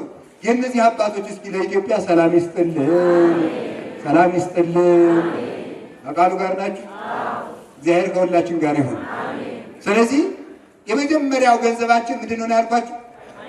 ሃይማኖት በሉ እንጂ ምን አላችሁ? ሃይማኖት። ሃይማኖት ገንዘባችን ነው። እንዲህ አለ ተመልከቱ። ገንዘብ አሁን እኔ ምንም ባይኖረኝ ባዶዬን ብሆን ሃይማኖት ካለኝ ምን ይቸግረኝ? እንዲህ አለ ቅዱስ አባ ጊዮርጊስ ዘጋስጫ ኦ እግዝእቴ ቅድስት ድንግል ማርያም ዘበዕብራይስጢ ማርያም ለመወልድኪ አፍቀረኒ መኑ ይጸልአኒ ፀሐይ ይሴብሐኒ ወር ይባርከኒ ወከዋክብት ይቀድሱኒ። ድንግል ማርያም ልጅሽ ከወደደኝ ማን ይጠላኛል? ልጅሽ ከወደደኝ ማን ይጠላኛል? ፀሐይም ያመሰግነኛል፣ ጨረቃም ትዘምርልኛለች፣ ከዋክብትም ያሸበሽቡልኛል። ልጅሽ ከጠላኝ ግን ማን ይወደኛል? ክርስቶስ ወዳጃችን ከሆነ ከክርስቶስ ወዳጃችን ከሆነ እንኳን መላእክት እንኳን ድንግል ማርያም እንኳን ነቢያት ሐዋርያት እንኳን ቅዱሳን ድንጋዩ ያገለግለን፣ እንስሳው አውሬው ያገለግለን። አባቶች እኮ ታሞ በግብፅ በረሃ ታሞ ተኝቶ አንድ ባይታዊ ውሃ ሙቀው የሚሰጠኝ ባገኘው ዛሬስ ብሎ ቢመኝ ውሃ ጭነው የሚሄዱትን ሰዎች አንበሳው አባሮ አህያውን እየነዳ አምጥቶ ውሃውን ራሱ ቅዱ አፍልቶ ሰጥቶታል። ክርስቶስ ወዳጁ ለሆነ ሰው አንበሳ ወንድሙ ነው፣ ዘንዶ ወንድሙ ነው። ለእነ አቡነ አረጋዊ ዘደብረ ዳሞ ዘንዶ መሰላል ሆናቸው እንጂ ምን አደረጋቸው? እነ አቡነ አምደ ሥላሴ ዘማኅበረ ሥላሴ አንበሳ እሾህ ሲወጋው እያሉ ያወጡለት። አንበሳ እሾህ ሲወጋው ተመልከቱ ያወጣለታል። እነ አባ ጳኩሚስ ልጅ የዚህ ጅቢቱ ልጅ ወልዳ ግልገሏ ገደል ሊንከባለልባት ከበዓቱ መጣች። ምን ፈልገሽ ይሆን ብሎ ቢላት ዝም ብላ ወደዚያ ስትሄድ ተከተላት። ቢከተላት እሷ ከገደሉ ጫፍ ቆማ ልጇን እያየች ቆመች። ልጄን አውጣልኝ ብለሽ ነው ብሎ ግልገሏን ታቅፋ አወጣለት። ሃይማኖት እንኳን ከሰው ጋር ከጅቡ ከነምሩ ከባቡ ከዘንዶ ጋር ያኖራል። እግዚአብሔር ከኛ ጋር ከሆነ ሰይጣንም አገልጋያችን ይሆናል። እስኪ በሉ ሰይጣንም በሉ ምናችን ይሆናል? አገልጋያችን ይሆናል። እና አባ ሚልኪ ቁልዝማዊ ሰይጣንን ሲያገለግሉት ነበር። አባ ሚልኪ በበዓት ሆኖ ደብዳቤ ጽፎ በሰይጣን የታመመ ሰው ካለ አባ ሚልኪ ውጣ ብሎሃል ብሎ ይጽፋል። ያ ደብዳቤ ሲነበብ ሰይጣኑ እየተቃጠለ ይወጣል። በኋላ በሌላ ቀን አንዱ ክፉ ሰይጣን መጣና ምን ይላል? አባ ሚልኪ ካልመጣ አልወጣም ማለት ይኸው በዚያው ምንኩስናውን አፈርሰዋለሁ መስሎት እንደኛ እንደ ጅሎቹ መስሎት አላወቀውም። ጀግናው ሄደና አስወጥቶ ጸልዮ ሴትቤቱን ፈውሶ ልጅቱን ፈውሶ ሲጨርስ ንጉሱ የንጉስ ልጅ ናት። አባቴ ምን ላድርግልዎት? የመንግስቴን እኩሌታ ልስጥዎት? ወርቅ ልስጥዎት ነው ብር ልስጥዎት? ብለው ድንጋይ ይሰጠኛል። ይህንን ቤተክርስቲያን ድንጋይ ማን ይወስድልዎታል? መስጠቱንስ በሰጡ የሚወስድልኝን እኔ ያውቃለሁ። ብቻ አንተ ምኑን ስጠኝ ነው? ድንጋይ ስጠኝ። ማን ይመስላችኋል? ያወሳች ሰይጣን። ከልጅቱ ላይ ያስወጡትን ሰይጣን ያን ድንጋይ ያሸክመው እባታቸው ወሰዱት። ከዚያ በኋላ ተመልከቱ፣ በዚያ ድንጋይ ፈልጠው ብዙ ቤተክርስቲያን ሰርተዋል። ስለዚህ እግዚአብሔር ከኛ ጋር ከሆነ ጋኔን ራሱ የኛ አገልጋይ ይሆናል። ለዚህ እኮ ነው በኢየሱስ ስም በጳውሎስ ስም ውጣ ብለውታልስ። በዲቃስቄዋ ቀንተው እንደነ ጳውሎስ ታምር አድርጋለሁ መስሏቸው በኢየሱስ ስም በጳውሎስ ስም ብለውታል። ለኢየሱስ እኔ አምኖ ለጳውሎስ እኔ አምኖ ኢየሱስ አምላኬ ነው፣ ጳውሎስም ሰባኪው ነው፣ ደቀ መዝሙር ነው፣ እናንተ ምንድን ናችሁ አለና ልብሳቸውን አውልቆ ሰደዳቸው።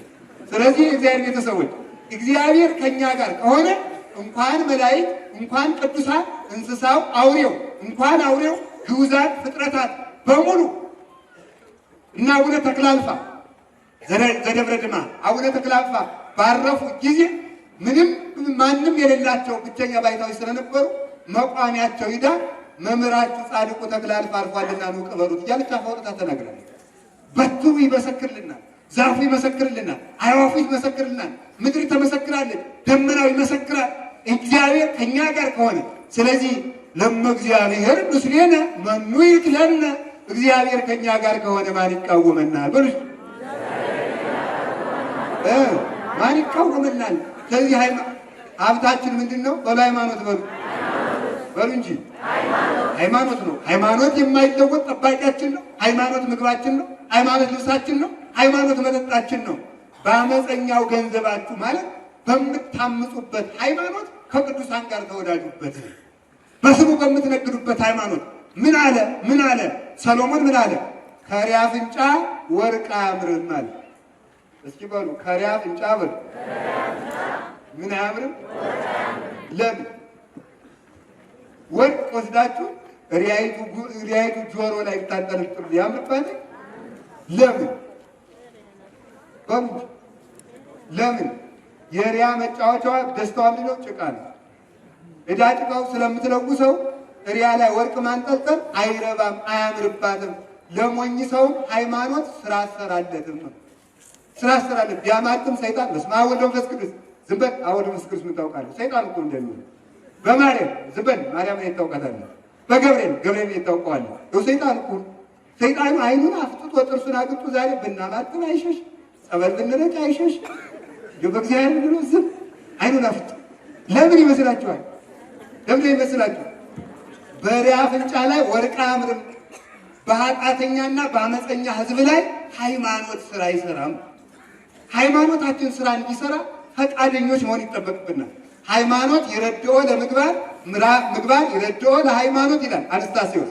ሃይማኖት ይረድኦ ለምግባር ምግባር ይረድኦ ለሃይማኖት። ሃይማኖት ምግባርን ይረዳል፣ ምግባር ሃይማኖትን ይረዳል። ምን ማለት ነው? ሃይማኖት ምግባርን ይረዳል። ጾማችን፣ ጸሎታችን፣ ስግደታችን፣ ምጽዋታችን ይህን ሁሉ የሚያሳርግልን ሃይማኖታችን ነው። ሃይማኖታችን ዋጋ እንዲሰጠን ደግሞ የሚያደርግ በር መክፈታችን ነው። ይህንን ጌታ በምን መስሎታል? እኔ በደጅ ቁሜ አንኳኳለሁ፣ የሚከፍትልኝ ቢኖር ገብቼ ከእሱ ጋር እራት እበላለሁ ብሎ ተናግሯል። ማንኳኳት ክርስቶስ ያንኳኳል፣ መክፈት የኛ ድርሻ ናት። ያችን ምግባር ትባላለች። ታዲያ ክርስቶስ መክፈት አቅቶት ነው? ሳይከፍት መግባት አቅቶት ነው? በተዘጋ ቤት ሳይከፍት ገብቶ ሳይከፍት ሲወጣ እናውቀው። በተዘጋ መቃብር ሲነሳ እናውቀው። በባሕር ሲራመድ እናውቀው። እንዲያው ኤራቅሊስ ምን ይላል? እለ ኢይርህሳ እገሪሁ ይላል ሃይማኖተ አበው ላይ። እግሮቹ ሳይርሱ በባሕር ላይ ሲራመድ ባሕር ውስጥ አለመስጠሙ ሳይሆን የሚደንቀን እግሮቹ ሳይርሱ በባሕር ላይ ይራመድ ነበረ። ግን ያን የሚያደርግ ክርስቶስ ምን አለ? የሚከፍትልኝ ካለ እገባለሁ አለ። ይሄ ማለት ነው አስገድዶ ስለማያድን መሻት መፍቀድና የአቅምን መስራት የሰው ድርሻ ነው። ሃይማኖታችን በእኛ ላይ ስራ የማይሰራው ሃይማኖታችን ደካማ ስለሆነ ሳይሆን ለሃይማኖቱ ስራ እንዲሰራ ስላልከፈትንለት ነው። በር ላይ እያንኳኳ እንዲገባ ስላልፈቀድን ነው። በሃይማኖታችን ስራ እንድንሰራ እግዚአብሔር ይርዳን። ከቃሉ ጋር ናችሁ? እግዚአብሔር ከሁላችን ጋር ይሁን። እግዚአብሔር ከሁላችን ጋር ይሁን። ስለዚህ ገንዘቦቻችን እነዚህ ናቸው። እንደዚህ ካልን አላችሁ የላችሁ? እግዚአብሔር ከሁላችን ጋር ይሁን። ጋሻችን ሰይፋችን ምንድን ነው? ማን ነው? አሁን እዚህ ሄዳችሁ አዲስ አበባ ነው ያለነው አይደል? ሂዱና እዚህ ባታ ታይካ ነገሥት ባታ ለማርያም ሄዳችሁ ግቡና ሙዚየም ላይ ማየት ትችላላችሁ። የአፄ ምኒልክ ሰይፍ ላይ ምን ተብሎ እንደተጻፈ ሄዳችሁ ማየት ትችላላችሁ። ምንድን ነው የሚለው? ይትባረክ እግዚአብሔር ዘመሃሮን ጸባ ለእደዊየ ወቀትለ ለአጻብዕየ። ለእጆች ሰልፍን ያስተማረ የአባቶች አምላክ እግዚአብሔር ይመስገን ብለው ነው የጻፉት። አባቶቻችን ሰይፋቸው እንኳን እግዚአብሔር እንደሆነ በሰይፉ የምዋጋ ሳልሆን በክርስቶስ የምዋጋ ነኝ ብለው ይመሰክሩ ነበር። ሰይፉ ላይ ዛሬ ተጽፎ አለ። ይትባረክ መዝሙር 143 ላይ ያለ ይሄ ጥቅስ ለእጆች ሰልፍን ያስተማረ እግዚአብሔር ይመስገን። ለእጆች ሰልፍን ያስተማረ እግዚአብሔር ጦርነት ያስተምራል? አያስተምርም። ሰልፍ የተባለ ምንድን ነው? ማማተብ ነው ይላሉ ሊቃውንት አባቶች። ማማተብን ያስተማረኝ እግዚአብሔር ይመስገን።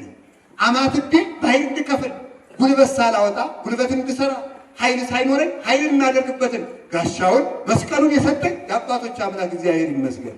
አሁንም ይመስገን። አሜን በሉ። አሜን። አባቶቻችን እንዲህ ብለው የኖሩ ናቸው። እንዲህ ብለው የኖሩ በእግዚአብሔር ተመክተው የሚኖሩ ነው። መሸሸታችን መጠጊያችን እሱ ነው። እግዚአብሔር ኃይሌ ወፀወኔ ወረቱ የገለ ቦቱ አለ። ተመልከቱ ቅዱስ ዳዊት እግዚአብሔር ብዋጋ ጋሻዬ ነው፣ ብዋጋ ኃይሌ ነው፣ ብሸሽ መጠጊያዬ፣ አለቴ አምባዬ ነው ብሎ ይናገራል። አላችሁ የላችሁ? እግዚአብሔር ከሁላችን ጋር ይሁን። ስለዚህ ሃይማኖት ምግብ ነው፣ ሃይማኖት ልብስ ነው፣ ሃይማኖት መጠጥ ነው፣ ሃይማኖት ጌጥ ነው። ያጌጡም አይናቸው እንደ ከዋክብት ያበራ የነበረው ረግፈዋል። ተረከዛቸው እንደ ሎሚ ፈልቅ የነበረም ፈርሰዋል። በክርስቶስ የደመቁት ግን ዛሬም ያበራሉ። አያበሩም? ያበራሉ፣ ያበራሉ። በእውነቱ አካል ይሄ የሚፈርስ የሚሸት የሚተላ የሚለወጥ አካል፣ የክርስቶስ መዓዛ ግን ለዘላለም አይለወጥም። መዓዛችንም እርሱ ነው። ሃይማኖት ጌጣችን ነው። በሃይማኖታችን ስራ ለመስራት ያብቃን። አሜን በሉ። እሺ እንዲህ ካልን በአመፀኛው ገንዘባችሁ በሉ እስቲ ወዳጅ ምን በሉበት? አብጁበት። በሃይማኖታችሁ ወዳጅ አብጁበት። እኛ እውነቴን እንደምነግራችሁ ያው እግዚአብሔር ምስክሬ ነው። በእውነት እኛ ከእግዚአብሔር ጋር ከታረቅን አንድም ጠላት አይኖረንም። መፍትሄው ጠላት እንዳይበዛ መፍትሄው ከእግዚአብሔር ጋር መታረቅ ብቻ። ከእግዚአብሔር ጋር ለታረቁ ጠላት የለባቸውም። ነግሬያችኋለሁ። ሰይጣን ራሱ አገልጋያቸው ይሆናል። እስኪ ጥያቄ ልጠይቃችሁ። እባብ እንዳያስፈራን ዘንዶ እንዳያስፈራን በእባብ ላይ የተሾመ ቅዱስ ገብርኤል ነው። ቅዱስ ገብርኤል በእባብና በጊንጥ ላይ እንዲያዝ የተሾመ እሱ ነው። የቅዱስ ገብርኤልን መልክ ድርሳን የሚደግም እሱን የሚያምን ሰው በዓሉን የሚያከብር ጊንጥ አይነድፈውም፣ እባብ በመርዙ አይነካው፣ ዘንዶ ሊውጠው አይቻለው፣ አንበሪ ሊውጠው አይቻልም። ቅዱስ ሚካኤል ህብስት የሚያቀብል ስንቅ አቀባይ፣ በጦርነት ጊዜ ነዋይ አሸናፊ፣ ሳያደማ የሚያሸንፍ ኃያል ነው። 185,000 የሰናክሬምን ወታደር ጋት ሙሉ የብርሃን ሰይፉን ቢያሳየው በቆሙበት አመድ እንዲሆኑ ያደርጋቸው ኃያል ስንቅ አቀባይ፣ በዚያውም ላይ ቸር ስንቅ የሚያቀብል እንኳን ለሰው እሳሩ ያለ ጊዜው እንዳይቆነጠስ ምሕረት የሚለምን ቸር አባት ነው። እነዚህ አሉልን። ተመልከቱ። መብረቁ እንዳያስደነግጠን በመብረቁ ደግሞ የማዝበት አሁንም ቅዱስ ገብርኤል ነው። በመብረቅ ላይ ጭምር ሹመት አለው። ምጥ ይጸናብናል ብሎ ሰው እንዳይጨነቅ ቅዱስ ሩፋኤል አለለት። ፀሐይ፣ ጨረቃ፣ ከዋክብት ደግሞ ረግፈው እንዳይጫኑን፣ ጨረቃም ደም እንዳትለብስ፣ ፀሐይም እንዳትጨልም ወይም ባህሩን እንዳታቃጥል። ለዚህ ደግሞ በብርሃናት ላይ የተሾመው ቅዱስ ዑራኤል አለ። እነ ቅዱስ ራጉኤል አሉ። እነዚህ ቅዱሳን አሉ። ደመናውን የሚመግቡ አሉ። ባህሩን የሚመግቡ አሉ። እንስሳት አራዊቱን የሚመግቡ አሉ። ሰውን የሚመግቡ አሉ። እነዚህ ሁሉ ከባውን ተመልከቱ። ወብነ ሰማይ ዘያውዱነ ከመ ደመናት አለ ቅዱስ ጳውሎስ። እንደ ደመና የሚከቡን እነዚህ ሁሉ ምስክሮች ካሉልን ያለ እንግዲህ ምን የሚያስደነግጠን ነገር ይኖራል? የለም። ሃይማኖት ገንዘባችን ነው። ሲያን ጊዜ ሃይማኖት ገንዘባችን ነው። ሃይማኖት ምናችን ነው? አንድ ሰውዬ አንድ ባይታዊ ነው። በበረሃ ሲኖር 66 ዓመት ነው በበረሃ ይኖር። ከዚያ በኋላ እግዚአብሔር መና ከደመና እያወረደለት ሲመገብ ኖረ። በ66ኛው ዓመት ታመመ። ሲታመም አንድ ሰውዬ ሄዶ እንጀራ ይዞለት ሄደ ሊጠይቀው። ምን ብሎ እንደመለሰ ሰምታችኋል? 66 ዓመት የመገበኝን እግዚአብሔር ዛሬ መጥተህ ልታጣላኝ ነው ወይ ብሎ መለሰ። ተመልከቱ። አባቶቻችን እስከ ፍጻሜ ድረስ አምነው ከመውጣታቸው የተነሳ ምግባቸው መጠጣቸው እግዚአብሔር ይሆናል። ችግሩ ግን እግዚአብሔር በመፈታተን ሀብትም አይሰጥም፣ ጤናም አይሰጥም፣ መካኖችን አያስወልድም፣ ሰላምም አይሰጥም። እውነት ካለ ይህንን አድርግ ካሉት እናንተ ስላላችሁ ነው እንደምኖረው ጥንት ዓለም የኖርኩ ነኝ ብሎ ዝም ይላል። የሆኑ ሰዎች እንመንናለን ብለው እንግዲህ እግዚአብሔር በበረሃ ከደመና መና እያወረደ የሚመግብ ከሆነ እኛስ ምን ያስቆፍረናል ብለው እንመንን ብለው በራጭልን። በእንዲህ ያለ ፍልስፍና እግዚአብሔር አይገኝም። ሰምታችኋል። አቅምን ማወቅ ይገባል። አቡነ ሳሙኤል ዘዋልድባ ጸልየው ባህሩን ህብስት አድርገውታል ብለን እኔም አድርገዋለሁ ቢባል የማያቅምሽን ወቂ ያለው ነገር ይመጣል ማለት ነው። አቅምን አውቆ መጓዝ፣ በየጥቂቱ ማደግ፣ ስር ሰዶ ማደግ ይገባል። እንመንናለን ብለው ሄዱ። አሁን የዚህ ዘመን ትውልድ ምንድን ነው? አንደኛ ምልክት ፈላጊ ነው። ሁለተኛ ከእግዚአብሔር ጋር እልክ ይገጥማል። ሶስተኛ እግዚአብሔርን ለመጠበቅ ትዕግስት የለውም። እግዚአብሔር ዛሬ ሊመጣ ማለዳ ሸሽቶ ቤቱን ይጠፋል። አሁን ሊመጣ ለአሁን 5 ደቂቃ ስትቀር ከእግዚአብሔር ጋር ተጣልቶ ይወጣል። 30 ዓመት 20 ዓመት 40 ዓመት በሰንበት ትምህርት ቤት በማህበራት በጽዋ ማህበራት ጸንተው በገዳም ጸንተው እግዚአብሔር ሊመጣላቸው ሊመግባቸው ዋጋቸው ሊሰጣቸው ጥቂት ሲቀር ነበርንበት እያለ ሄደ። አላያችሁትም? ሰንበት ትምህርት ቤት የጥምቀት የሚመጡ ሰንበት ተማሪዎች አሉ። ኋላ ከበሮ አምጡ ይላሉ። ነውር ነው ሲባሉ የነበርንበት ሰንበት ትምህርት ቤት ነው ረፍ ይላሉ። ደግሞ ሰይጣን ላይ ድረስ ይባሉ ነበርንበትማ ሰይጣንን መላክ ነበር። ዋናው ነገር መዝለቅ ነው። እስኪ መዝለቅ በሉ። መዝለቅ ነው መሰረታዊ ነገር እሱ ነው። ትዕግስት ያንሰናል። እግዚአብሔር ትቶን ሳይሆን እግዚአብሔርን ለመጠበቅ ትዕግስት ነው ያጣነው። እነዚህ ሰዎች ሄዱና 7 ናቸው በረሃ ገቡ። እግዚአብሔር እስቲ እንግዲህ እንጀራ ያመጣል ብለው ቢጠብቁ ጭጭ ቢጠብቁ ጸጥ ቢጠብቁ እግዚአብሔር ዝም። እንግዲህ የለም በሉን ትቶናል ወደ ቁፋሯችን ብለው ተመልሰው ሲመጡ እግዚአብሔር ደግሞ ቸር አይደል? የለፉትን ልፋት ደግሞ አልዘነገባቸውም። ምንም ደካሞች ቢሆኑባን ልፋታቸውን አልዘነጋምና ከመንገድ ላይ ንስር ግልገል ወልዳ የንስሩ ግልገሎች እየጮሁ አገኙ። እነዚህ ግልገሎች ምን እንደሚበሉ ሳናይ ቤታችን አንሄድም አሉ። ቁጭ አሉ። ከዚያ በኋላ አፋቸውን ሲከፍቱ ቁንጫጭቱ ካፋቸው ይገባል፣ ሲገጥሙት ይወጡታል።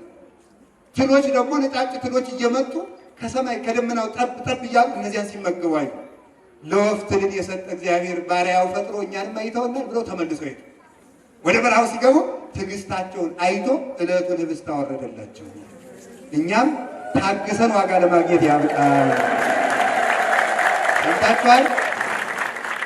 እንጀራ መጣ ሲባል እልልታ ተወዳላችሁ። አይታለ ነው በእውነቱ ማለት ነው። ከቃሉ ጋር ናችሁ። እግዚአብሔር ከሁላችን ጋር ነው። ያጠረን ምንድን ነው? ትዕግስት በሉ እንጂ። ስለዚህ ቅዱስ ዳዊት ምን አለ? ጸኒሃ ጸናይክዎ ለእግዚአብሔር ሰማኒ ወተመይጠኒ ወአቀሞን ውስተጎ አውፃኒ እምጽሙር አብአም ወአቀሞን ውስተጎ ለገሬ ኦዴ ስብሐት ሐዲሰ ውስተ አፉየ።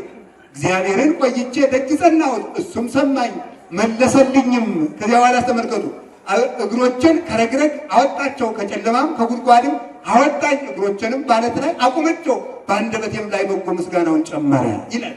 የትዕግስት ዋጋው ይሄ ነው። የትዕግስታችን ዋጋ ለማግኘት ትዕግስቱን ያድለን እግዚአብሔር። ሰውን መታገስ ብቻ ሳይሆን የጎደለን እግዚአብሔርን መታገስን ጎሎናል።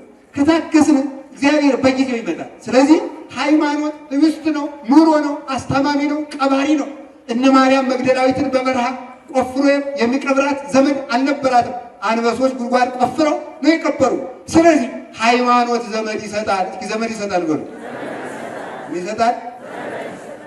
ሀብታችን ምንድነው? እግዚአብሔር ሰዎች ሃይማኖታችን በሉ እንጂ ምን አላችሁ? ሃይማኖታችን ነው። እስቲ ለምሳሌ ወሊድ መቆጣጠሪያ እየተጠቀማችሁ የማትወልዱ ሰዎች ትኖራላችሁ። የማትወልዱት ምንድን ነው? መጥኖ መውለድ ነው። የተገላደለ እንድንኖር ተጋላችሁ።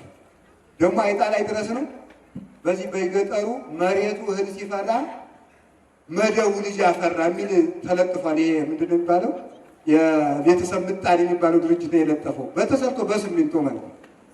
ይኸውላችሁ ሰላምን እንዲያርጎ የሚሰጥ በኖረብን ማለት ነው። አሁን ሰው ወሊድ መቆጣጠሪያ የሚጠቀምበት መሰረታዊ ምክንያት ምን ስለሌለው ይመስላችኋል? በሉ ንገሩኝ። ቅጩ አልተናገሩ። ኧረ በሉ ሁላችሁ፣ አንድም ሰው ሳይናገር እንዳይቀር። ሃይማኖት ነው። ምን ስለሌለው ነው? እግዚአብሔር ምንድን ነው ያለው? ብዙ ተባዙ ምድርንም ምን በሏት። በቃ የእናንተ ድርሻ መሙላት መመገብ የማን ድርሻ ነው? የእግዚአብሔር ድርሻ ነው። ምን ጨነቃችሁ? የምናርሰው ምድርም አይኑር እንዲሁ የምንቆምበት ብቻ እስከሚቀር ድረስ ዝም ብላችሁ ሙሉ እንድንሞላ እግዚአብሔር ይርዳን። ማምላክ ለምን ተመልከቱ። ከዚህ ችግሩ ግን ተኝቶ መሙላት አይደለም። ምን እያደረጉ ነው? እየሰሩ ነው። ችግሩ ወደ አይገባን። ለዚህ ነው ክርስቲያኑ በሃይማኖት እያመካኘ መስራት አይገባም። የትጋት ምልክት እኛው ነን። አሁን ዛሬ በዩኒቨርሲቲ ተመልከቱ፣ በሃይስኩል ተመልከቱ። የደነዘዘ ህዝብ እኮ ነው። የደነዘዘ ዝም ብሎ በቀኝም ቀጥ በግራም ቀጥ የሚባል ገበሬ ያለ በግራ ቢጠምዱት ቀኝ ቀጥ፣ በቀኝ ቢጠምዱት ቀጥ። በሃይማኖቱ ዜሮ፣ በዚያኛው አርቦ። ምን ይባላል በእውነቱ ሲመረቅ? እኔ የምረቃ መጽሔት አይቼ ነበር ተማሪዎች ሲመረቁ እና አንዳንድ ሰዎች ምን ብለው እንደሚጽፉ ታውቃላችሁ? ሊያልቅ ሲል አለቀ ይላል። ምን ማለት ነው ይሄ? መጀመሪያ ላይ ምን ሰራርቆ 36 37 ምናምን ያመጣል። ከዚያ በኋላ ያቺ እየተመነዘረች ቱ እንድትሞላ በአራተኛው ዓመት ስትሬት ቱ ትመጣለች። ያችን አልቆ ሊያልቅ ሲል የመጀመሪያ ያቺ ቱ ሳታልቅ መመረቂያ ዓመቱ አልቆ ተመረቁ። እንዲህ ያለ መከራ ነው የገባው።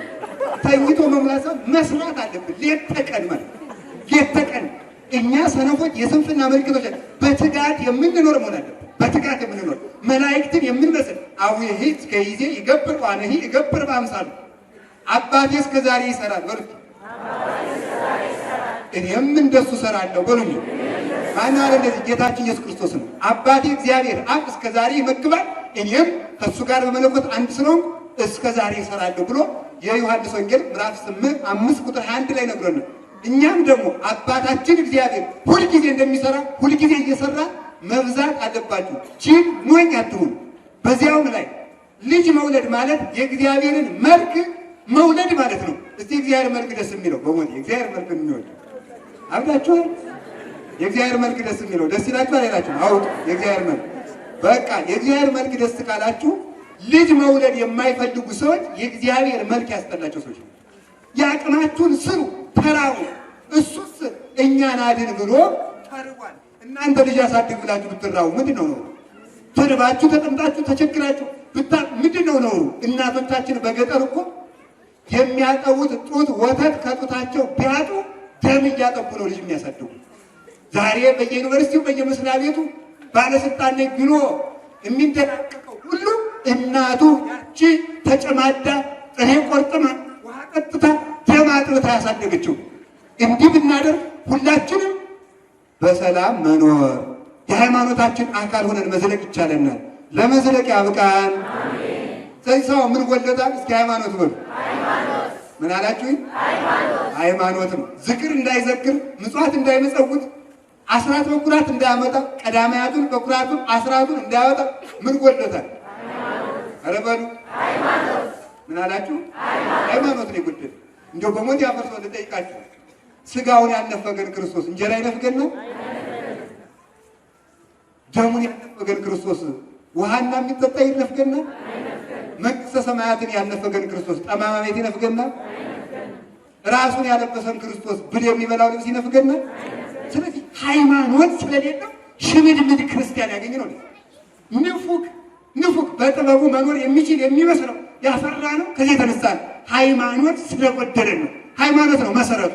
ስለዚህ የክርስትና እምነት ተከታዮች እንዲያስቆለቁሉ፣ እንዲቀንሱ፣ በቁጥር እንዲቀንሱ ከገዳዮቻችን በተጨማሪ ትዳር ይዛችሁ ልጅ መውለድ የማትፈልጉ አንዳችሁም ከክርስቲያን ነፍስ ገዳዮች ጋር ነው የምትጨመሩት። መውለድ የማትፈልጉ ክርስቲያን ልጅ የሚያስጠላችሁ ለክርስቶስ መልኩን ማሳየት የማትፈልጉ ሃይማኖት የላችሁ ማለት እግዚአብሔር ሃይማኖት ይጨምርልን። አባቶቻችን ለዚህ ነው ሐዋርያ ጌታ ሆይ ምን ጨምርልን ያሉ? ኧረ በሉ ሃይማኖት ጨምርልን። ጌታ የጸሎት ሐሙስ ዕለት ማታ በሉ እንግዲህ ሁላችሁም ሰይፍ ግዙ አለ። ማቴዎስ 23 ላይ ያለ ባያውቁት ነው መልሱን ልነግራችሁ ነው። ሰይፍ ግዙ አለ ጌታ። ቅዱስ ጴጥሮስ ብድግ አለና 2 ሰይፍ አለን አለ። ስንት ሰይፍ ነው? አይደግነቱ እንደው አባታችን በረከቱ ይደርብን ማለት 2 ሰይፍ አለ። ጌታ ምን እንዳለ ብቻ ስሙ። መጽሐፍ ቅዱስን ሳይገዱ የሚያወናብዱ ስላሉ ነው። ማቴዎስ ሉቃስ ምዕራፍ 23 ቁጥር 38 ላይ ታገኛላችሁ። ምን እንዳለ ስሙት። ጌታ እንከሰ ያክለክሙ ሁለት ሰይፍ ካላችሁ ይበቃችኋል። እስኪ በሉ አሁን ጌታ ሰይፍ አዞ ቢሆን በሁለት ሰይፍ ነው ሀገር የሚታረድ ነው እንዴ? እስኪ ንገሩኝ። ሁለት ሰይፍ ለጦርነት ይበቃል? ሁለት ሰይፍ ይዘናል ማለት ፍቅረ ቢጽና ፍቅረ እግዚአብሔር ይዘናል። እስኪ በሉ ፍቅረ ቢጽና ምን ሃይማኖትና ምግባር ይዘናል። በሉ እስኪ ብሉይና አዲስ ይዘናል። ከዚያ ጌታ ማለት ይሄ ካላችሁማ ይበቃችኋል። ሰይፍ ያልኩት እኮ ድሮ የሚሆነው ቅዱስ ጴጥሮስ አያችሁት መንፈስ ቅዱስ እንዴት እንዳናገረው። እኔም ሰይፍ ያልኩት እግዚአብሔር መውደድና ሰውን መውደድ ብሉይ ኪዳንንና አዲስ ኪዳንን አዋህዶ ማመን ምግባርና ሃይማኖትን አስተባብሮ መገኘት። ይሄ ካላችሁ በቂ ሀብት አላችሁ። ልዳን ብትሉ፣ ልብላ ብትሉ፣ ልልበስ ብትሉ፣ ቤት ስራ ብትሉ፣ ልምራ ብትሉ ለዚህ ሁሉ ሃይማኖት ይበቃል። እስኪ አንድ ጊዜ ሃይማኖት ይበቃል በሉ። አቤት። ሁለተኛው ገንዘባችን ቶሎ ብለን እንድንጨርስ፣ ሁለተኛው ገንዘባችን አላችሁ የላችሁ? አላችሁ። ሁለተኛው ገንዘባችን አካላችን ነው። እስኪ አካላችን በሉ። ምን አላችሁ? አካላችን ከራሳችን እስከ ጥፍራችን ያለው የኛ አካል ምናችን ነው? ስለዚህ ምን አለ? በአመፀኛው ገንዘባችሁ በሉ እስኪ ምን አብጁበት? ወዳጅ። በአመፀኛው ገንዘባችሁ ማለት አመፅ በምትሰሩበት አካላችሁ ከእግዚአብሔር ጋር ታረቁበት። በሰው ላይ በምትቀስርበት እጣት በገና ደርድርበትና ከእግዚአብሔር ጋር ታረቅበት። ዘፈን ለዘፈን በምታጨበጭብበት እጅ ለመዝሙር አጨብጭብበትና ከስቡ እግዚአብሔር ጋር ተዋህድበት። ለዳንስ ለዙረት ለክፉ ወደ ክፉ ለመሮጥ የምትጠብቀው የምትጠቀምበትን አመፀኛውን እግርህን ለስግደት ለቀዊም ተጠቀምበት። ወለመ እግርከ ታስሕተከ ምትራው ግድፋ፣ እግር ብታስትህ ካንተ ቆርጠ ጣላት ማለት ምን ማለት ነው? ወደ ክፉ ልሩጥ ብትል እምቢ በላት። ሰንፌ ልቀመጥ ላፍተልትል ብትል ቁመ ማስቀደስ ቢሰራ እምቢ ብለህ ቁምባት። እምቢ ብለህ ቁምባት። እግርህን ቆርጠጣል ማለት ፈቃዷን እምቢ ብለህ ቅጣት። እግርህን በቁመት በቀዊም ቅጣ። በቁመት በመቆም ማለት ነው። በመቆም ቅጣ። ስታስቀድስ እግርህ ቢደክም ቢያም ቁመህ ስትጸልይ ቢደክም እምቢ ብለህ ቁም ማለት ነው። እግርህን ቆርጠጣል ማለት ነው። አላችሁ የላችሁ? እግዚአብሔር ከሁላችን ጋር ይሁን። እግር ብታሰናክል ካንተ ቆርጠህ ጣላት። ዓይን ብታሰናክል ካንተ ቆርጠህ ጣላት። ዓይንህን በአመፀኛው ገንዘባችሁ በአመፀኛው ገንዘባችሁ ምን አብጁበት? ወዳጅ አብጁበት። እስኪ ዛሬ ዓይን ምን ያህል እንደሚያምስ ተመልከቱ። ሰው ማታ እስከ ምሽቱ 6 ሰዓት ፌስቡክ ሲያይ ያመሻል። መቼ ምን ይደረጋል? በሽታውን ካላወቅ ነው ፈውሱ ስለማይታወቅ ነው እንጂ የፌስቡክ ጋር ምን ያገባኛል? ፌስቡክ ሲያይ ያመሻል። እረስቶ ሳይዘጋው ይተኛል። ደግሞ ይሄ ምንድነው ዳታ የሚባለው ሳይዘጋው ይተኛና ማለዳ ደግሞ ሳልዘጋው ልዝጋው ሲል በዚያው መጠቀም ይጀምራል። በዚያው የቢሮ ሰዓት ሲደርሳል ውዳሴ ማርያም ሳይደግም ቢሮ ይገባል። በቃ ዝም ብሎ እንዲህ እንዳለ ይመሽበታል። እስቲ በአመፀኛው ገንዘባችሁ ነው። አንዳንድ ሞኝ ሰው አለ። ጥሩ ነው ፌስቡክ መረጃ ያቀብላል። እግዚኦ በዚህ መረጃ የት ደረሳችሁበት? በደመና ተጫናችሁበት? ለሀገር ሰላም አመጣችሁበት? አገር አመሳችሁበት እንጂ እስቲ ወደ ጭፈራ ቤት የምትፈጥንበትን ወደ ጫት ቤት የምትፈጥንበትን ለክፉ ሰጥ ለምትፈጥንበትን ያንን እግርህን እስቲ ወደ ሆስፒታል ፍጠንበት። እዚህ ያደረግበት እስቲ ወደ ቤተክርስቲያን ገስግስበት። ኳስ ስታንከባልሉ ደግሞ እንደው ጽሁፍ ድንቅቆሩ እንዲሁ ትውልድ አለን ብለን እኮ እንደዋል የኢትዮጵያ ሰው ቅዱስ ነው ስንላችኋል። እውነት ይመስላችኋል? ሞኞች። ቅዱስ ነው። አዎ የድሮዎቹ አሁን የሰው መመስገን ይወደል ቅዱስ ነው። የኢትዮጵያ የቅዱሳን ሀገር ናት። እናንተም ቅዱሳን ሕዝቦች ናችሁ። ሁልጊዜ ያስቀድሳችሁ ሳንቲም ሰጣችሁ። አይ ምዕመናን እናቴ አጨብጭቡ ለራሳችሁ ሲባል እንዳታጨበጭቡ። በጣም ችግሩ እኮ እሱ ነው። ያደቀ ኳስ የሚደግፍ አሁን ኳስ ምን ያስደንቃል? ማምላክ የሚንከባለን ነገር ታደንቃላችሁ። የሚንከባለን ቅዱስ ዳዊት ምን እንዳለ ንገራችሁ። መንክር ተላህያ ለባህር አረ ባሕር እንዴት ደስ ትላለች። ጨዋታዋ እንደው ባሕር ግሩም ነው አለ ቅዱስ ዳዊት መዝሙር 94 ላይ ነው። ባሕር ስትጫወት ደስ ትላለች። ምን ብላ ነው የምትጫወት? አፍ ሳይኖራ ፉፉፉፉ ትላለች። እግር ሳይኖራ ትሮጣለች። ተመልከቱ። አፍ ሳይኖራ ትናገራለች። እንደገና ደግሞ አዟሪት የሚባላል የሚዞር ብትሽከረከርበት ጫፉን አታገኘውም። ለእግዚአብሔር አይመረመሪያነት ምሳሌ ይሆን ዘንድ ነው። የባሕርን አዟሪት እንኳን ተሽከርክረ መነሻውን እንደማታገኝ እግዚአብሔር መነሻ ምን አመልጭ አታውቅም። ባሕር ጨዋታዋ ድንቅ ነው አለና ቅዱስ ዳዊት መልሶ መንክርሰ እግዚአብሔር በአርያሙ የሚያስደንቅስ በሰማያት የሚኖር እግዚአብሔር። እስኪ በሉ በሰማያት የሚኖር እነዚህ ሰዎች በዚህ ዘመን የመጡ ቤተክርስቲያን የሚያሰናክሉ የዲያብሎስ ቡችሎች ኳስ ሲያደንቅ የሚለውን ሕዝብ መስበክ ትተው ማርያምን የሚያደንቅ ሕዝብ ይነቅፋሉ።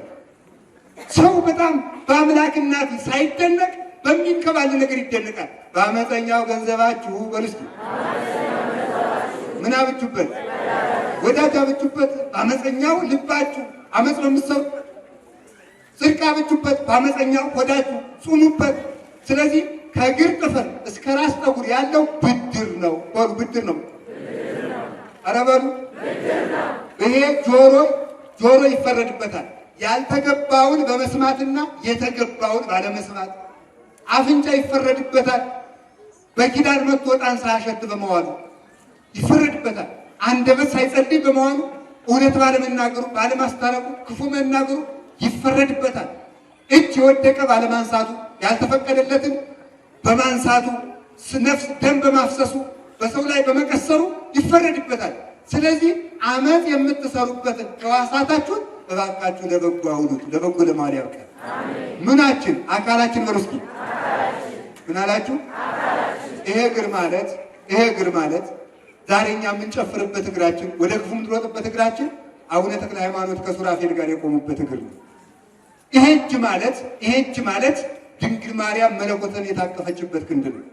ይሄ እጅ ማለት ይሄ ዓይን ማለት ኢሳይያስ፣ ዳንኤል፣ ሕዝቅኤል፣ ዮሐንስ በባቢሎን ሁነው በስራት ሁነው እግዚአብሔርን ያዩበት ዓይን ነው። ይሄ ጆሮ ማለት እነ ሳሙኤል ነቢዩ ሳሙኤል ተብለው ተጠርተው ተናገር ባሪያ ይሰማል ብለው እግዚአብሔርን ያደመጡበት ጆሮ ነው። በዚህ ጆሮ ዘፈን አይደመጥበትም፣ ስርዓት ያዙ።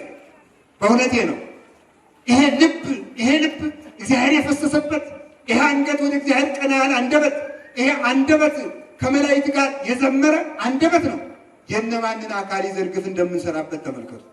የነ ኤልያስን አካል ገነት የገቡበት አካል፣ መንግስተ ሰማያት የበረሩበት አካል፣ የነ ገብረ መንፈስ ቅዱስ አካል በመብረቅ ላይ የበረሩበት፣ የነ አቡነ ተክለ ሃይማኖት አካል በነፋስ የተጫኑበት እግር ይዘን ግፍ እንሰራበታለን። ለእነሱ አዲስ ዓይን አልገጠመላቸው፣ አዲስ ጆሮ አልሰጣቸው፣ አዲስ እግር አልሰጣቸው። በሞቴ ገንዘባችሁን አታባክኑ። ዋናው ገንዘባችን አካላችን ነው። እስኪ አካላችን በሉ።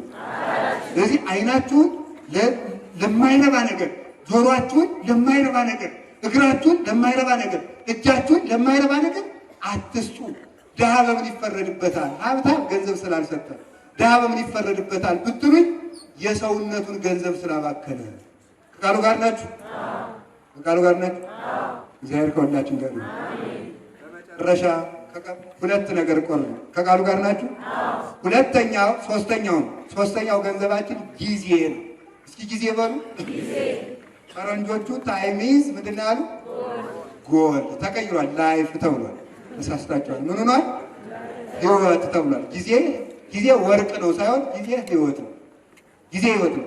እግዚአብሔር የሰጠን ትልቁ ሀብት ጊዜ ነው። እስኪ ጊዜ በሉ አንድ ጊዜ። ምንድነው የሰጠን ጊዜ ብትሉ እንዲህ ብሏል። ዮሐንስ ወንጌል ምዕራፍ 12 ላይ አንሶሱ እንዘ ብርሃን ብክሙ እስመ ዘይሐውር ውስተ ጽልመት ኢየአምር ኀበ ዘይሐውር፣ ብርሃን ሳለላችሁ ተመላለሱ፣ በጨለማ የሚሄድበትን አያውቁም። ብርሃን የተባለ ምንድን ነው? ጊዜ። እድሜ ሳለላችሁ ስራ ስሩ። እስኪ በሉ አቤት።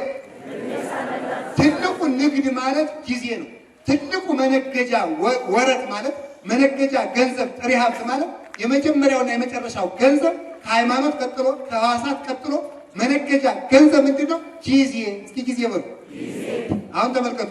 ምሳሌ እዚህ ቁጭ ብላችሁ የተማራችሁ ስንት ነው? ስንት ደቂቃ ይሆናል? እንግዲህ አሁን ከፍተኛ ገምቱ። ከ10 ተኩል እስከ 3 ሰዓት ብንገምት ስንት ይሆናል? አቤት ቁጠሩት እንጂ 3 ሰዓት ነው የመጣው? 5 ሰዓት ነው? 4 ተኩል። ይሄም ሙቀቱ ነው እንዲያውቃታችሁ 4 ተኩል አይደል እንዴ? 4 ተኩል 4 ሰዓት ተኩል ተምራችሁ መንግስተ ሰማያት 40 ዓመት ነው የምትኖሩ አይደለም? በሉ እንጂ 400 ዓመት ነው? 400 ሺህ ነው? 400 ሚሊዮን ነው? 400 ቢሊዮን ነው? 400 ኳትሪሊዮን ነው? አያችሁ፣ 4 ሰዓት ተምራችሁ ዘላለም ትኖራላችሁ። ትልቁ መነገጃ ጊዜ ነው። ያጠፋነው ጊዜ ተቆጥሮ ተሰፍሮ ያለ እያንዳንዷ ዘመን በሉ ዓመት፣ ወር፣ ሳምንት፣ እሺ ዕለት፣ ሰዓት፣ ደቂቃ፣ እሺ ማይክሮ ሰከንድ፣ እሺ ናኖ ሰከንድ፣ እሺ ከዚያ በኋላ ውረዱ። አቃቴ እናንተ እውቀት አለቀ። የቤተ ክርስቲያን እንቀጥል እንግዲህ እንቀጥል፣ በቃ እንቀጥላለን። ከናኖ ሰከንድ በኋላ ከዚያ በኋላ እንቀጥል። ካሊት በሉ እንጂ ሳልሲት፣ ራቢት፣ ሐምሲት፣ ሳድሲት፣ ቅጽበት፣ ህልቃቂት። እንግዲህ ይሄ ከማይክሮ ሰከንድ እና ከናኖ ሰከንድ በታች ያለ የጊዜ መቁጠሪያዎች ናቸው። እነዚህ ተጠራቅመው የዘላለም ሕይወትን ነው የሚወልዱት። የዘላለም ሕይወት ማለት ለዚህ ነው የመዳን ቀን ዛሬ ነው፣ ከዛሬም አሁን ነው የተባለው ለዚህ ነው። እያንዳንዷ ፖል ተደግፋችሁ እያወራችሁ የምታባክሉት፣ ቴሌቪዥን ላይ አፍጥጣችሁ ፊልም መልከት የምታባክሉት፣ በኳስ ጨዋታ የምታባክሉት፣ በወሬ የምታባክሉት እያንዳንዱ የዘላለም ሕይወትን ያሳጣል፣ የዘላለም ሕይወትን ያስገኛል።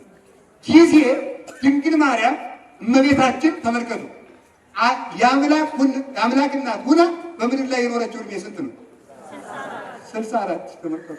ቅዱስ ጊዮርጊስ በምድር ላይ 4 ጊዜ ሙቶ ተነስቶ 7 አክሊላትን የተቀበለ ጠቅላላ ዕድሜው ስንት ነው? 27። እስኪ 27 ዓመት ሰዎች ልጃችሁን አውጡ።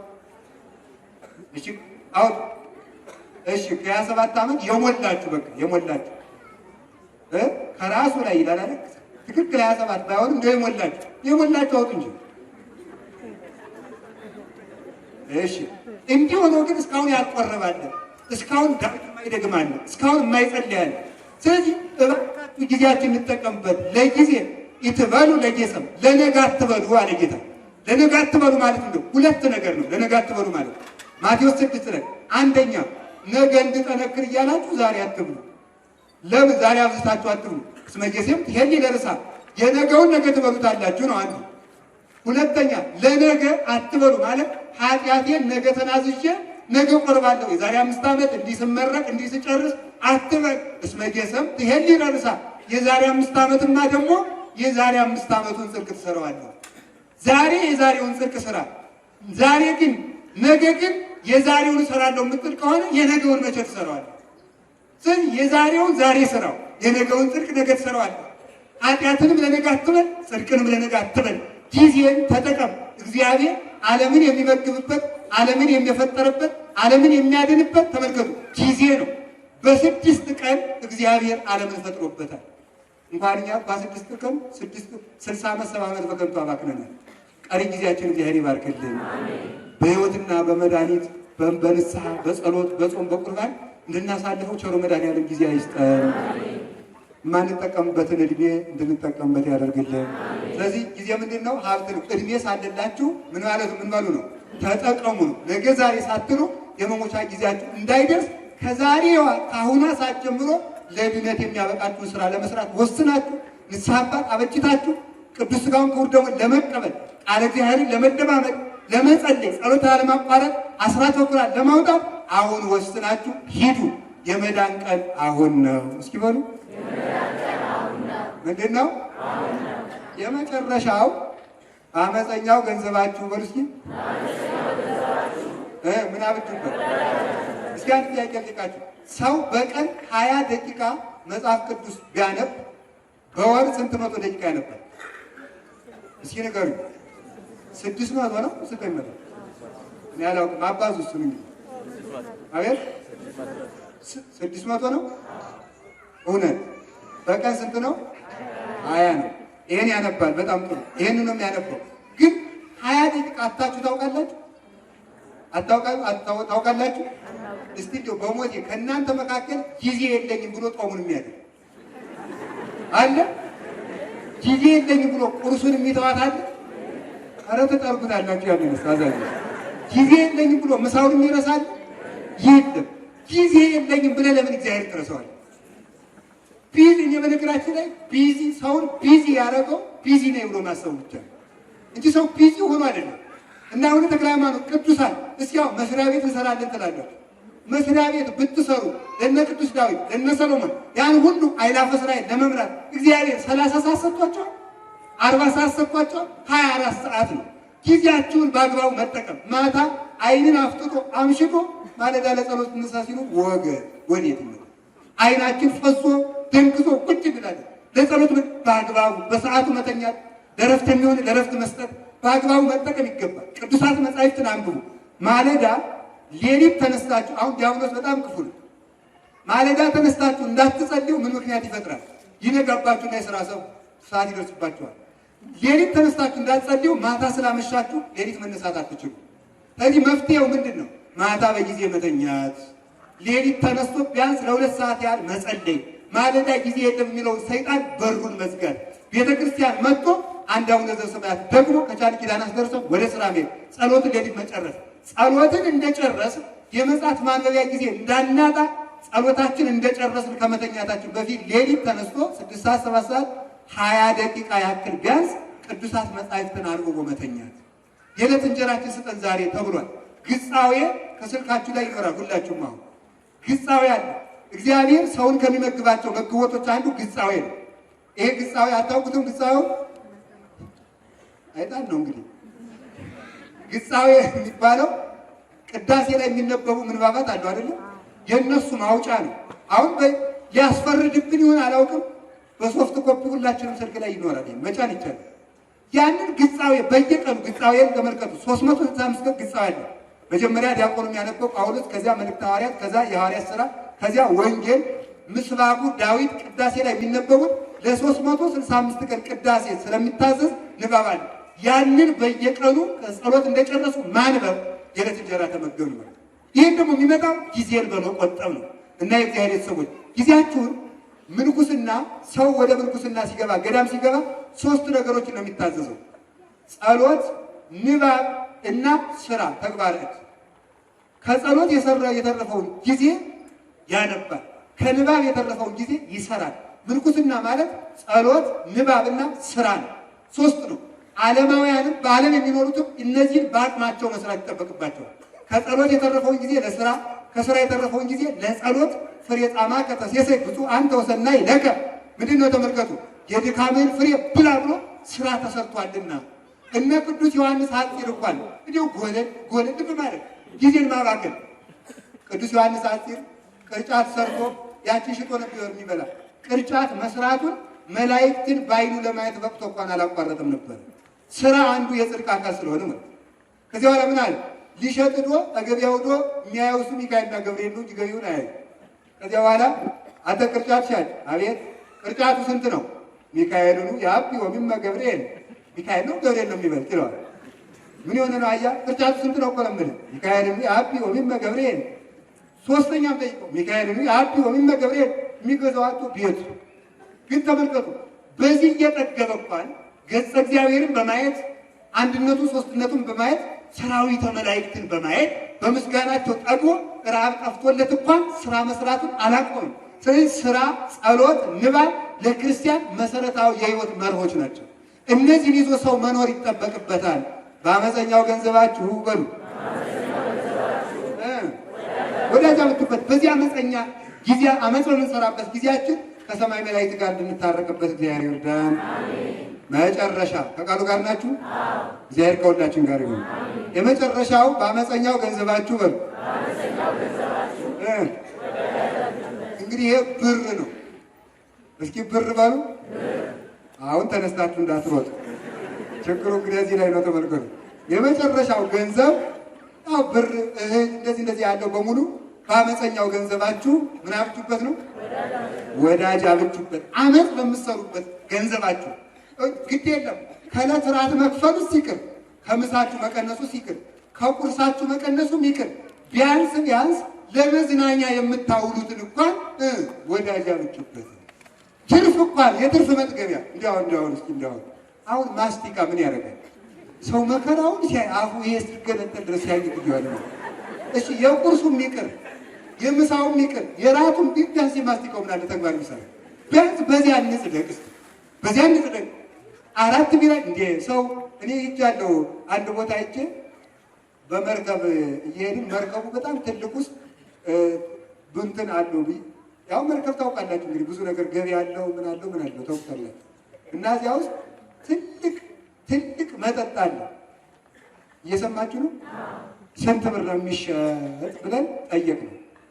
$3600 ይሸጣል ያ መጠጥ።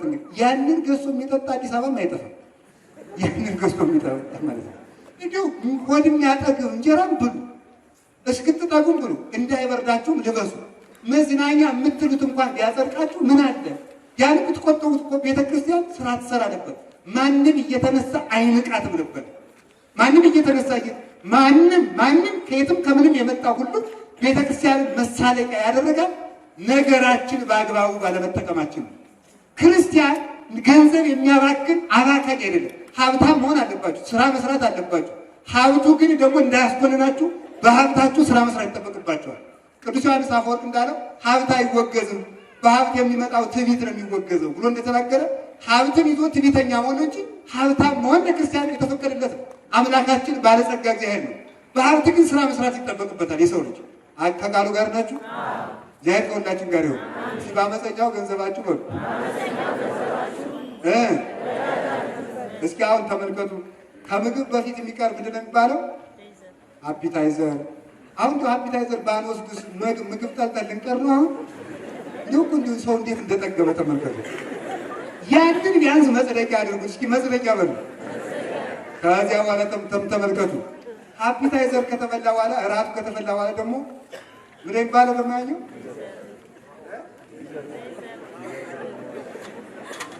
ሌላ ቦታ ላይ አፍተር ሬት ይሉታል፣ ወይም አፍተር ሬት ወይም አፍተር ዲነር ማለት ነው። አፍተር ዲነር አፍተር ላንች ማለት ነው መሰለኝ።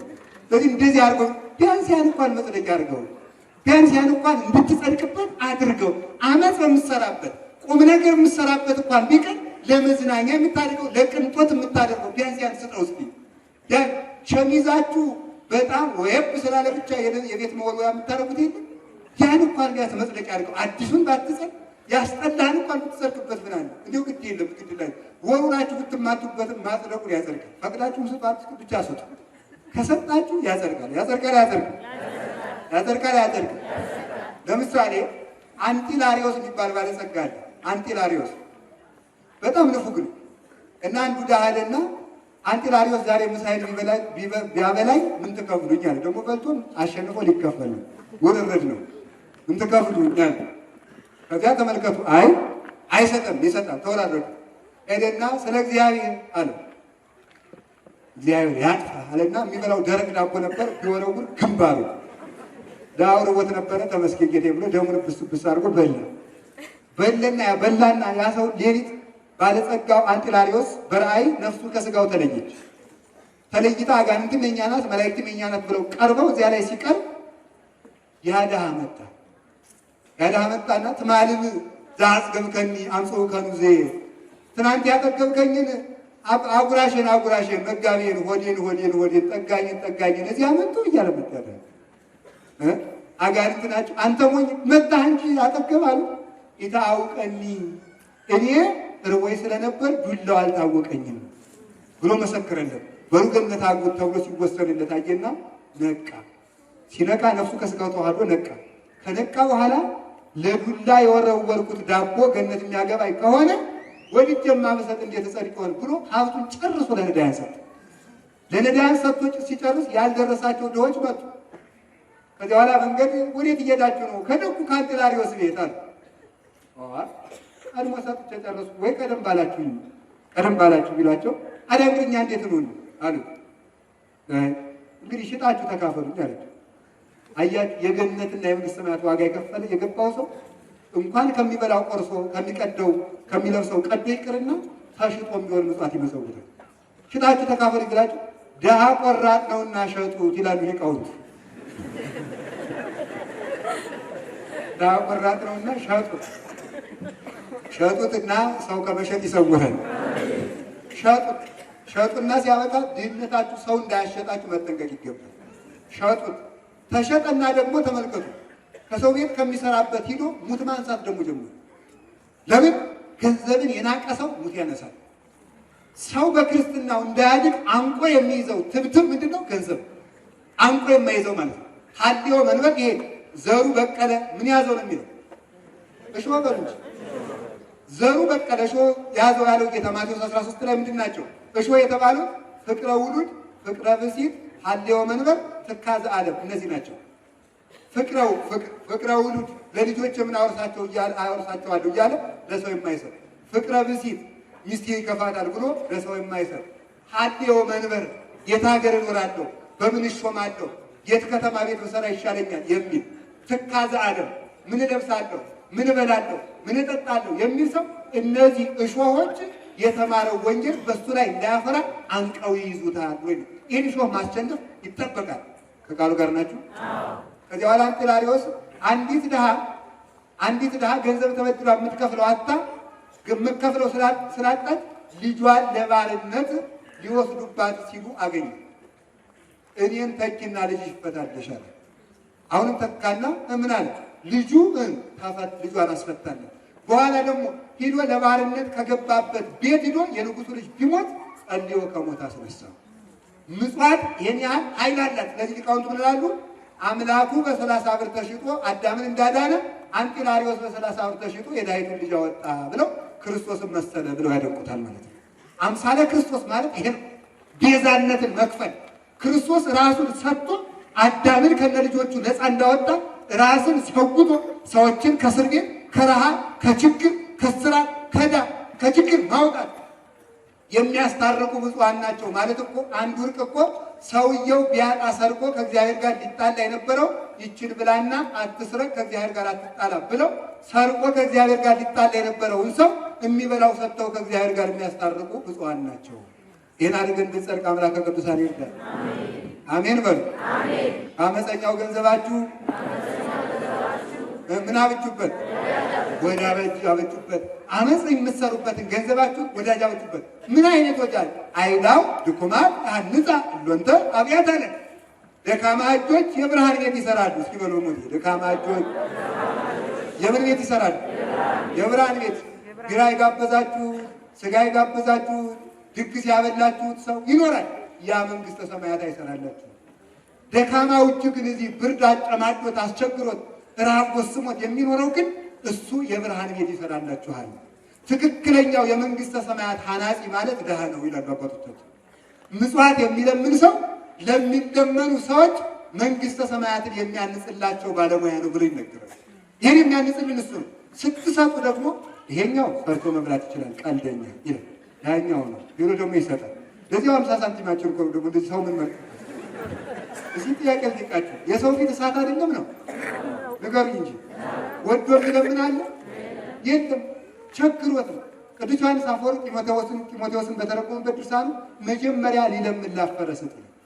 ሊለምን ላፈረ አፉን አውጥቶ የለመነው እሱ የዕለት ራት ሊያጣ ይችላል። ሰርቶ ይበላል ገሌ ብለህ አትለፍ። ለለመነ ሁሉ ስጥ። እንዲህ አድርጎ መስጠት ወዳጅ በሰማይ ወዳጅ ያበጃል። ደግሞ መጽሐፍ መነኮሳት እንደሚል ደግሞ ስሙት ብእሲ ጠቢብ በፍትሐ ብእስ ይሳየጣል ለመንግስተ እግዚአብሔር። ጥበበኛ ሰው በቁራሽ እንጀራ መንግስተ ሰማያትን ይገዛታል። እስኪ በሉ ጥበበኛ ሰው በሉ በቁራሽ እንጀራ ማንን ይገዛታል? መንግስተ ሰማያት። ዛሬ አንድ ቤት ስንት ብር እንደሚያወጣ ገምቱ። መንግስተ ሰማያትን ግን የምንገዛት በቀዝቃዛ ውሃና በምንድን ነው? በቁራሽ እንጀራ። የማን? የቅዱሳን ቃል ኪዳን የእግዚአብሔር ቸርነት ስለሚረዳን። ስለዚህ ምን አለ ደራሲው? እንዲህ አለ አባ ጊዮርጊስ ዘጋስጫ በመዝሙረ ድንግል ብፁዕ ዘይለቁ ላዕለ ምስኪን ወነዳይ። መዝሙረ ዳዊቱ አይደለም። ብፁዕ ዘይለቁ ላዕለ ምስኪን ወነዳይ ከመ ይድኀን ብኪ እምዕለተ ኩነኔ አባይ በእንቲአኪ ማርያም ወበንጽሕናኪ ሰናይ አኮ በብዙ ንዋይ መንግስተ ሰማያት ይትረከብ በማየ ይላል። ምን ማለት ነው? ድንግል ማርያም ስለ ማርያም ብሎ ስለ ድንግል ማርያም ብሎ ድሆችን ያሰበ እሱ ንዑድ ክቡር ነው። በብዙ እውቀትም አይደለም፣ በብዙ ጥበብም አይደለም፣ በብዙ ገንዘብም አይደለም። ያንቺ ንጽህና ተጨምሮበት መንግስተ ሰማያት በቀዝቃዛ ውሃ ይወረሳል አለ። መንግስተ ሰማያት በምን ይወረሳል? በሉ እንጂ።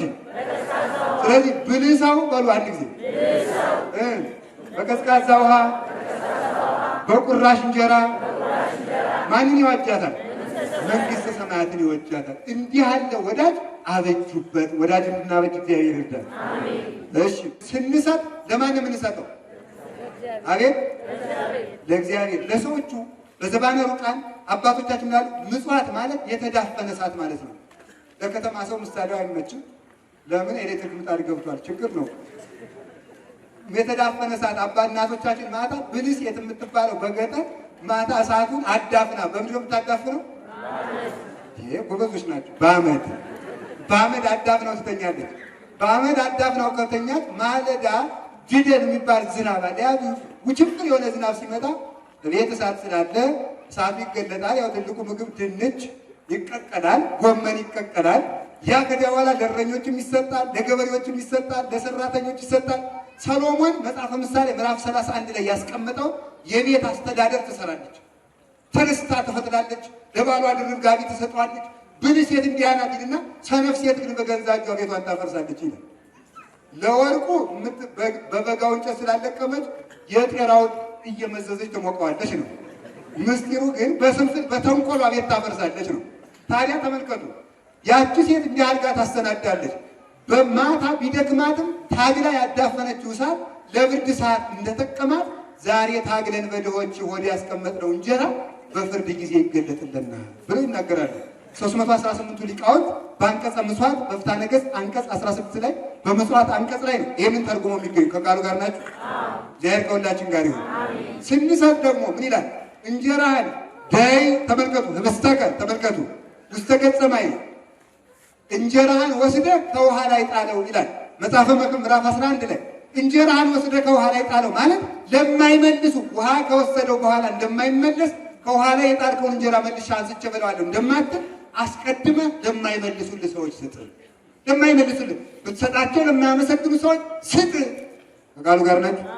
እግዚአብሔር ከሁላችን ጋር ይሁን። የመጨረሻው ከቃሉ ጋር ናችሁ። እግዚአብሔር ክርስቶስን የሚወደው እግዚአብሔር ይስጥልኝ። አሜን በሉ። ክርስቶስ ማለት እዚያ የሚራበው ሰው ነው አይደል ያለው ሊቁ። እዚያ የሚራበው ሰው፣ እስር ቤት ውስጥ የታሰረው ሰው፣ የሚጠይቀው ያጣው ሰው፣ የሚለብሰው ያጣው ሰው፣ የተቸገረው ሰው፣ መታከሚያ ያጣው ክርስቶስ ማለት ያ ነው። እሱ ስትወድ ያንን ወደዋል። ለዚህ ያደረግከው ለክርስቶስ ወደዋል። መቼ ተርበህ አበላን፣ መቼ ጠምቶ አጠጣን፣ መቼ ታርዘህ አለበስን ብለውታልስ። ለገበርክሙ ለአሐዱ ምድኑ እሳት ሊተገበርክሙ ከታናናሾቹ ለአንዱ ለነዚህ ለአንዱ ያደረጋችሁ ለኔ ያደረጋችሁ ለኔ ያደረጋችሁ ብሎ ለማን ለክርስቶስ አደረገን ለኔ ያደረጋችሁ ብሎ የሚመሰክርልን እንዲያ ስናደርግ ነው። የመጨረሻው ከቃሉ ጋር ናችሁ። አመፀኛው ገንዘባችሁ በሉ ምናምንችሁ በሉ። አመፀኛው ገንዘባችን ነው። ወዳጃችን ማን ነው? እግዚአብሔር። እግዚአብሔር በሉ ማን ነው? በአመፀኛው ገንዘባችሁ ከእግዚአብሔር ጋር ተወዳጁበት። ምን አድርገን? አስራት አውጥተን በሉ ቀዳሚያት አምጥተን በኩራት ለይተን ሶስቱን ለይተን ከማን ጋር እንወዳጃለን? አቤት! እኔ በጣም ድንቅ የሚያሰኘኝ የእግዚአብሔር ስራው በጣም ድንቅ የሚያሰኘኝ ሁለት ነገር ብቻ ልናገር። አንደኛው በጣም ድንቅ የሚያሰኘው ሊምር ሲፈልግ መቆጣቱ ነው። ሊምር ሲፈልግ ይቆጣል። እስራኤል አቤት አበሱን ሕዝብከ ሕዝብ በደሉኝ አለ። አዲያሳ እድገኒት ስዮም በማቴ ተወይ ላጥፋቸዋል። ሙሴውን እግዚአብሔር ዞታ እንደው በጣም ድንቅ ነው የሚያሰኘው። አዛኝ እግዚአብሔር ሄዶ ለሙሴ ይገለገላል። ተወይ ላጥፋቸው ማለት እኮ እንዳላጠፋቸው ለምነኝ ማለት ነው። ተመልከቱ፣ እንዳላጠፋቸው ለምነኝ። ሊምር ሲፈልግ ይቆጣል። እውነቴን ልንገራቸው፣ አሁንም እግዚአብሔር ተቆጥቶ የቆነጠጠን ቁንጥጫ የእግዚአብሔርን ምሕረት የምናይበት መንገድ እንደሆነ አንጠራጠርም። እግዚአብሔር የምሕረት ፊቱን ለማየት ያብቃል። እግዚአብሔር ሊምር ሲል ይቆጣል፣ ሊያድን ሲፈልግ ይገስጻል፣ ይቆነጥጣል። ለምን? ቅዱስ ጳውሎስ እንደተናገረ የማይቆነጠጥ ልጅ ዲቃላ ነው ብሎት ነው። የማይቆነጥ ልጆቹ በመሆናችን ይገስጸናል። እንዲያውም እውነቴን ልንገራቸው፣ ከእኛ ከመካከላቸው አንዳንዶቹ በግፍ በመገበደላቸው፣ በሰይፍ በመታረዳቸው፣ በእሳት በመቃጠላቸው፣ አንዳንዶቹ ገደል በመወርወራቸው፣ አንዳንዶቹ ያላገባ በመታሰራቸው የእነሱ ደም መስዋዕት ሆኖ ወደ እግዚአብሔር ተጣርቶ ለእኛ ምሕረት እንደሚያዘን እርግጠኞች መሆን አለብን። የአባቶቻችን አምላክ ስለፈሰሱት የወዳጆቹ ደም ብሎ ለእኛ ምሕረትን ይላክልን። አንዱ ይሄ ነው። ከቃሉ ጋር ናችሁ። እንዲሁ ድንቅ የሚያሰኝ እዚሁ ጋር ሳይተያይዙ ቅዱስ እግዚአብሔር በሉ፣ ቅዱስ ኃያል፣ ቅዱስ ሕያው ዘይመውት። አሁን ቅዱስ በሉኝ የሚል ቅዱስ መሆኑ ጠፍቶት ነው? ይሁላችሁ ተመልከቱ። እኛን መቀደስ ሲፈልግ ቅዱስ በሉኝ ነው። እኛን ምስጉን ማድረግ ሲፈልግ አመስግኑኝ ነው። እኛን ሊያከብር ሲፈልግ አክብሩኝ ነው። እኛን ከፍ ማድረግ ሲፈልግ ከፍ አድርጉኝ ይላል። የእግዚአብሔር ጥበብ ለሰው አልገባውም እንጂ ማለት ነው። ከቃሉ ጋር ናችሁ? ሁለተኛው ልናገር የፈለኩት እግዚአብሔር ሊሰጥ ሲል ይለምናል። እስኪ ሊሰጥ ሲል ይለምናል በሉ። ሊሰጥ ሲል ይለምናል። ሊሰጥ ሲል ይለምናል። ከቃሉ ጋር ናችሁ? እግዚአብሔር ከሁላችን ጋር ይሁን። እግዚአብሔር ምን ሲል የሚለምነው? አቤት ሊሰጥ ሲል ይለምናል። ተመልከቱ፣ የሚለምነው ጥቂት ለምኖ ብዙ ለመስጠት ነው። እስኪ ጥቂት ለምኖ በሉ። ምን ለመስጠት ነው? ምሳሌ፣ በአጭር ቃል ምሳሌ። ጌታ በሐዋርያት ዘመን በተገለጠ ጊዜ ከቅዱስ ፊልጶስ እጅ የተገኘ ስንት እንጀራ ነው? 5 እና ስንት ዓሣ? 2። ስንት ሺህ ሕዝብ በላው? 5000። ስንት ቅርጫት ተረፈ? 12 ቅርጫት። ግን ክርስቶስ የለመነው ስንት ነበር? 5 በሉ እንጂ። ምን አለ ተመልከቱ። ለዚህ ሕዝብ የምናበላው እናገኛለን አለ። ዮሐንስ 6 ላይ ያደላችሁ። አይ እዚህ 5 የገብስ እንጀራና 2 ዓሣ የያዘ ልጅ አለ ብለው ያ ፊልጶስ ነው ተመሰከረ። በለው አምጡ አለ። ሕዝቡን አስቀምጡ አለ። 5 እንጀራ ሰጥተውን 5000 ሕዝብ አጠገበ። 12 ቅርጫት ተሰበሰበ። እስኪ ሊሰጥ ሲል ይለምናል በሉ። ሊሰጥ ሲል ምን ይላል? እሺ አንድ ሌላ ምሳሌ ከሐናና ከኢያቄም እመቤታችን ክርስቶስ ተቀብሏል አልተቀበለም? የስንት ዓመት ልጅ ተቀበለ? አቤት የ3 ዓመት ልጅ ተቀበለ። አፏ ያልፈታች ልጅ ተቀበለ። አፏ ገና ልተተ ሕፃናት ያልፈታች ልጅ አበ እመ የምትል ገና የምትኮላተፍ ድንጉል ድንጉል የምትል አስተካክላ የማትራመድ ሕፃን ልጅ ተቀበለ። የ3 ዓመት ልጅ ተቀበለ። አስተምሩ። የ3 ዓመት ልጅ ተቀብሎ ምን አድርጎ? የቀዳማዊ ቃል እናት አድርጎ ሰጣቸው። አፏን ያልፈታች ሕፃን ተቀብሎ የነባቤ ቃል የስጋው ቃል ክርስቶስ እናት አድርጎ ሰጣቸው። ትንሽ ሕፃን የ3 ዓመት ልጅ ሕፃን ተቀብሎ የብሉየ መዋዕል አብይ እግዚአብሔር ወአብይ ኃይሉ ወአልቦ ሁልኩለ ጥበብሁ እግዚአብሔር ታላቅ ነው የሚባል የእግዚአብሔር እናት አድርጎ ሰጣቸው። ምንም ሀብት ንብረት በሬ አልጨመሩላት፣ ላም አልጨመሩላት፣ በቅሎ ፈረስ አልጨመሩላት፣ ሰንጋ አልጨመሩላት፣ እህል አልጨመሩላት፣ ጭነት አልጨመሩላት፣ ዘመድ አልጨመሩላት። ብቻን አስገቡለት። እግዚአብሔር ግን ጸጋን የተመላች አድርጎ ሰጣቸው። እስኪ ጸጋን የተመላች ይሆኑ። የድሆች የሐናና የኢያቄም ልጅ ለእግዚአብሔር ተሰጣ። ጸጋን የተመላች ሆነች። ሕፃኒቱ ለእግዚአብሔር ተሰጣ። የእግዚአብሔር እናቱን አመጣች። እስኪ እግዚአብሔር እናቱን አመጣች ነው። ስትገባ ግን ምን ሆና ነው የገባችው? ሕፃን በሉ እንጂ። አበርክቶ መቀበል ማለት ይሄ ነው። አበርክቶ መቀበል ማለት ይሄ ነው። ከእግዚአብሔር እጅ በርክቶ እንድንቀበል ነው እንጂ እግዚአብሔር ብቻ ነው።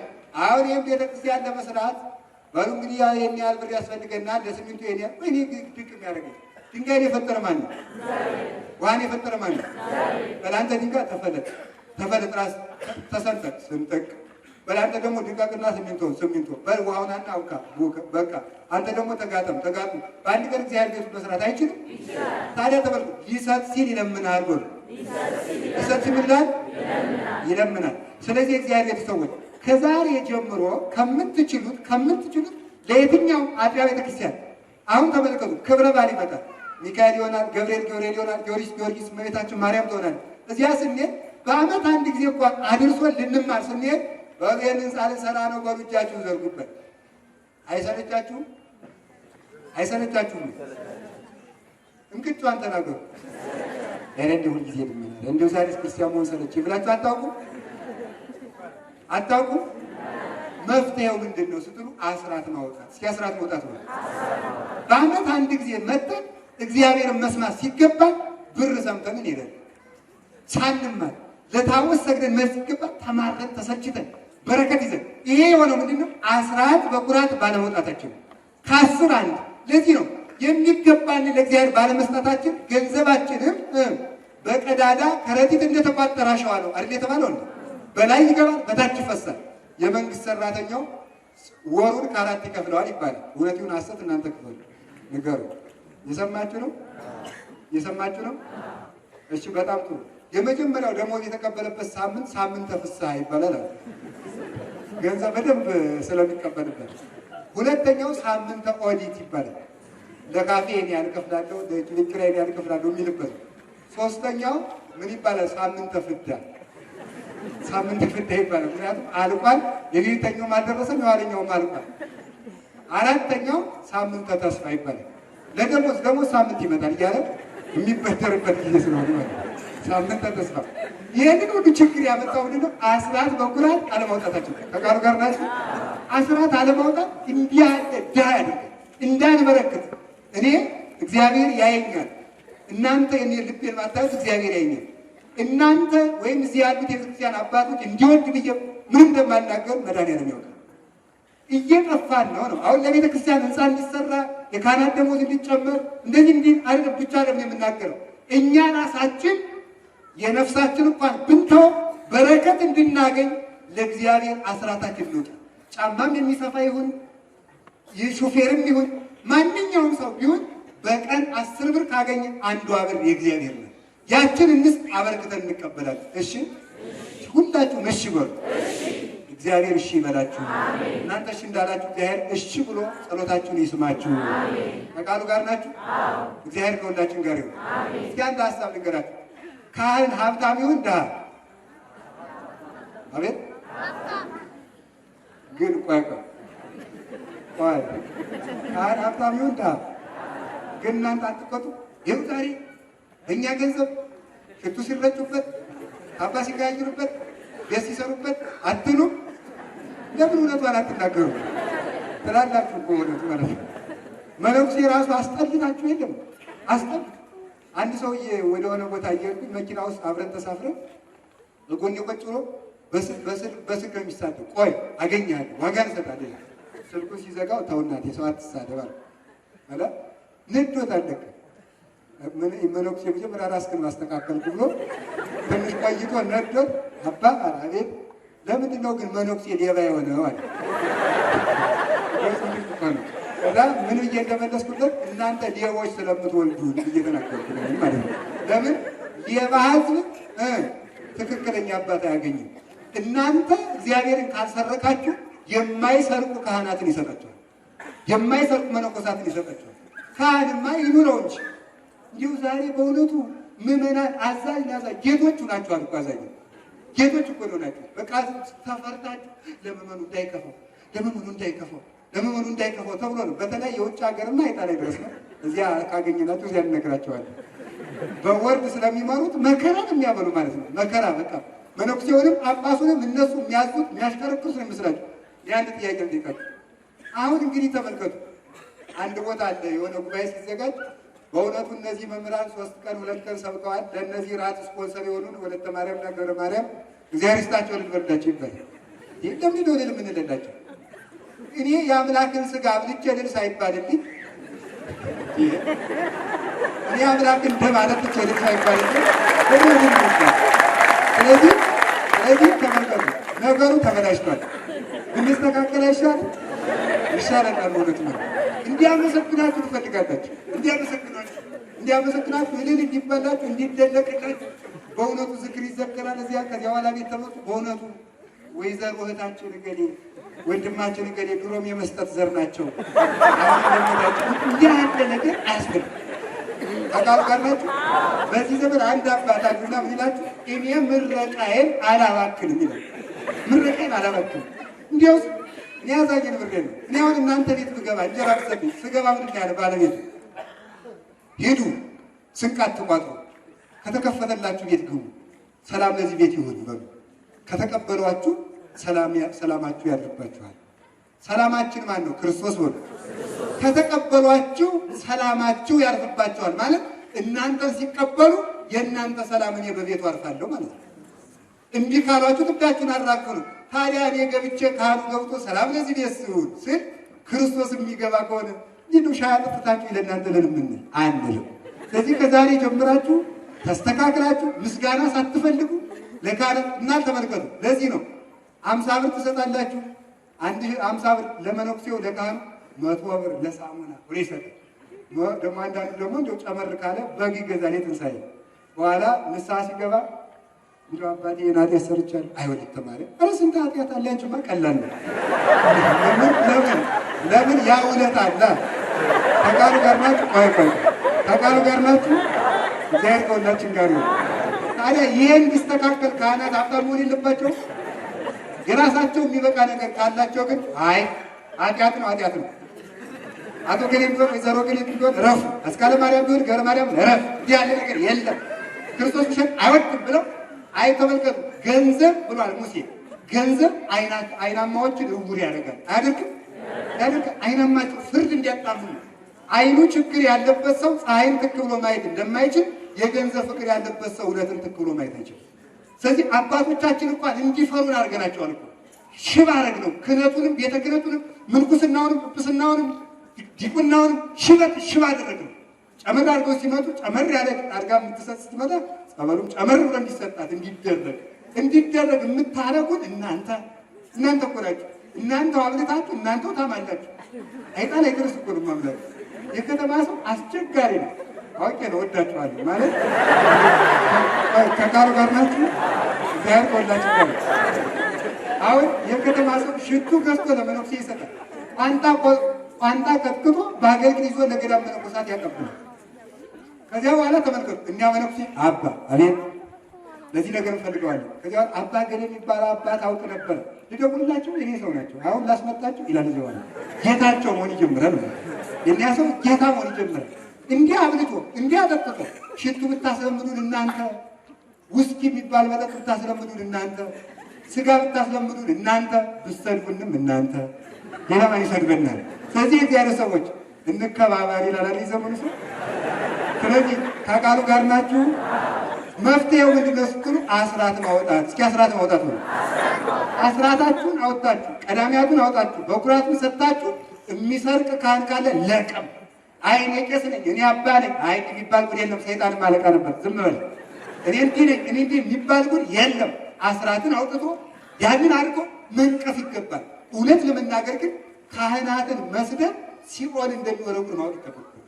እንደው አዛኝ እኔ ታስረው እንኳን አይደለም። ለምን መሰላችሁ? እኛ ክርስቶስን ለመለመን ንስሐ ብንገባ ስጋህን በልቻለሁ ደምን ጠጥቻለሁ ብለን ነው። ካህኑ ንስሐ ቢገባ ግን ስጋህን ፈትቻለሁ ደምህን ቀድቻለሁ ብሎ ነው። ልዩነት አለ በእውነቱ እግዚአብሔር ባወቀ ማለት ነው።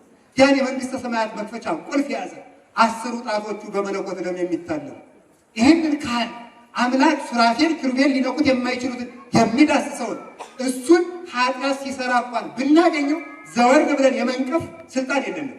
ህዝብ የሚጠፋው ክህነትን በመንቀፍ ነው። ክህነትን የሚነቅፍ ጳጳሳትን የሚነቅፍ አባት ሰድቦ የሚጸድቅ የለም። ድክመት ካለ እኛ እንደምንሰራው ይሰራሉ፣ እኛ እንደምንሰናከል ይሰናከላሉ። እነሱም ስጋ ለብሰዋል ብሎ በጎ ሕሊና ይኖረን። ግን ሃይማኖቱን ከጋደ ግን ርኅራኄ የለም፣ በክርስቶስ ድርድር የለም።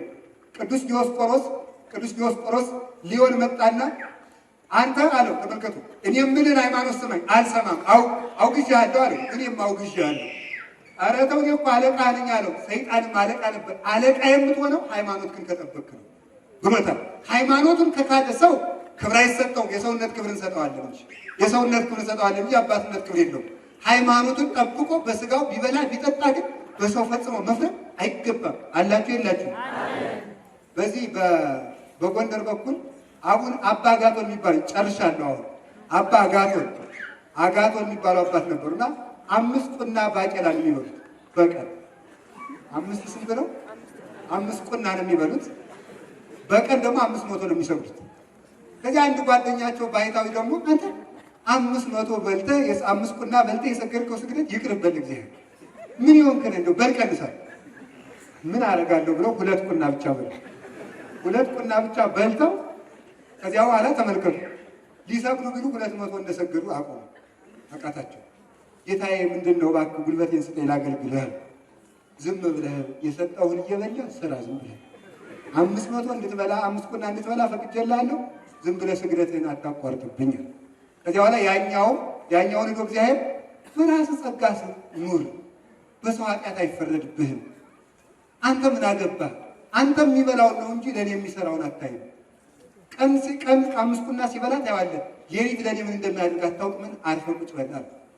ሌሊት ይቅርታ ሊጠይቅ ሲሄድ ያኛውም እግዚአብሔር ብላ ቢለኝስ ወንድሜ ካልፈቀደኝ እግዚአብሔርን በወደው ደግሞ የወንድም ፍቅር ይቀርብኛል ላስፈቅር ብለው ሲሄዱ፣ ያኛው ደግሞ እግዚአብሔር የሰጠው ጸጋ ምን አገባኝ ብለው ሲመጡ ተገናኙ። ጻድቃን ሳይቃጠሉ ይገናኛሉ የሚለው ተፈጸመ ይላሉ ሊቃውንት። ስለዚህ በማይገባን ነገር እንኳንስ በካህናት እንኳንስ በመነኮሳት እንኳንስ በጳጳሳት በወንበዴ በሌባ በአመንዝራ በነፍሰ ገዳይ የመፍረድ ስልጣን የለንም። እንዲያውም ዜናው ላይ የሚሉት አባቶች ምንድን ነው የሚሉት? የሚፈርድ ሰው የክርስቶስን የመፍረድ ስልጣን የቀማ ነውና እሱ ጣዖት ነው ይላል። በማንም ሰው ይፈርድ። አረጋዊ መንፈሳዊ ደግሞ ለመረከብ ከፈያታዊ ወዘማዊ በል በአይቴ አምር ለማይቀድመን በወይ አውስተ ገነት ከመፈያታዊ ዘየማን።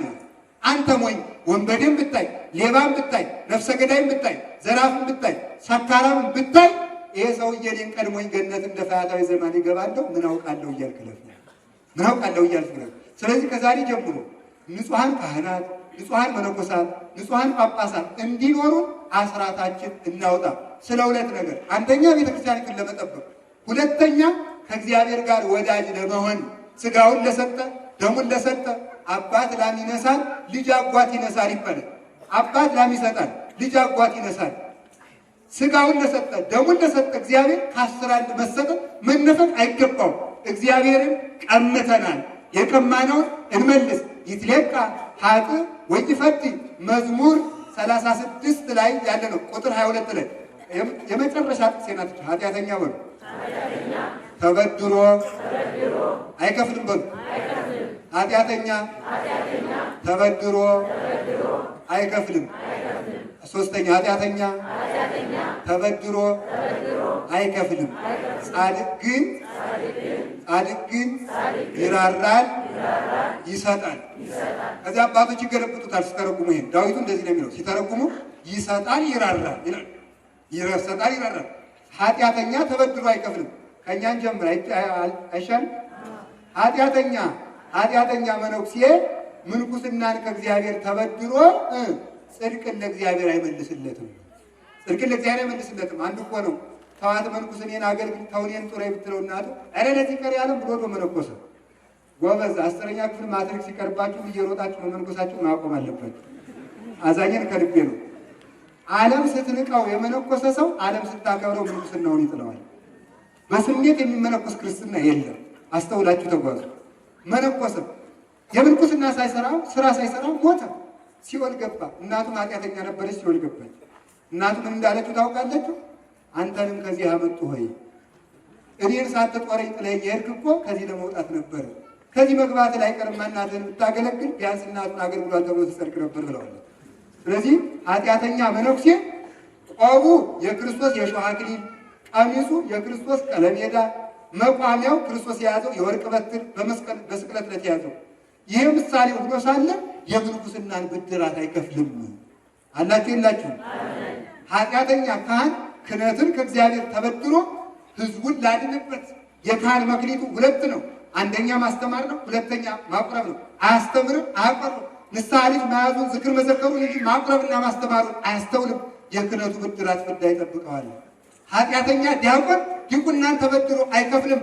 እንደ እስጢፋኖስ ሊፋጠንበት ሊሰብክበት ሰማዕት ሊሆንበት ተሰጥቶ በትዕቢት ታጅሮ የዲቁናውን መክሊት ቀብሮ ጨለማ ወዳለበት ጥርስ ስቅስቃት ወዳለበት ይወረወራል። ኃጢአተኛ መምህር ብሉይ ተምሮ ሐዲስ እማራለሁ እያለ ብሉይን ሳያስተምር ይሞታል። ሐዲስ ተምሮ ብሉይ እማራለሁ እያለ ሐዲሱን ሳያስተምር ይሞታል። በተበደረው ትምህርት ህዝብ አያተርፍበትም። ወዮለት! ኃጢአተኛ ተበድሮ አይከፍልም። ኃጢአተኛ ተበድሮ አይከፍልም። ምንድን ነው? ዝናብ ለክረምት ጠል ለመከር ሰጥቶኛል ብሎ ከእግዚአብሔር ካበቀለው በዝናብ ካበቀለው በነፋስ ካሳደገው በፀሐይ ካበሰለው ልስጥ አስራት ላውጣ አይልም። ኃጢአተኛ ምእመን አይንን እግዚአብሔር ሰጥቶኛል ብሎ መጽሐፍ ላንበት አይልም። እጅ ሰጥቶኛል ብሎ ልመጹትበት አይልም። እግር ሰጥቶኛል ብሎ ልስገድበት አይልም። ጻድቅ ግን ይራራል ይሰጣል። ጻድቅ ግን ይሰጣል ይራራል። እስቲ ይሰጣል ማለት አስራቱን በኩራቱን ቀዳሚያቱን ነው። ይራራል ማለት ከአስራት በላይ ለአውሬ ለዝንጀሮ ይራራል፣ ለእንስሳቱም ይራራል። ጻድቅ ለእንስሳ እንኳን ይራራል። አሁን አክሱም ብንሄድ እናገኘዋለን። የአክሱም እናቶች ዛሬም ድረስ ከዛፎቹ ስር እመቤታችን ስትሳለሙ ስትሄዱ ማየት ትችላላችሁ። ከድንጋዮቹ ስር የተደፋ ጥሬ ታገኛላችሁ።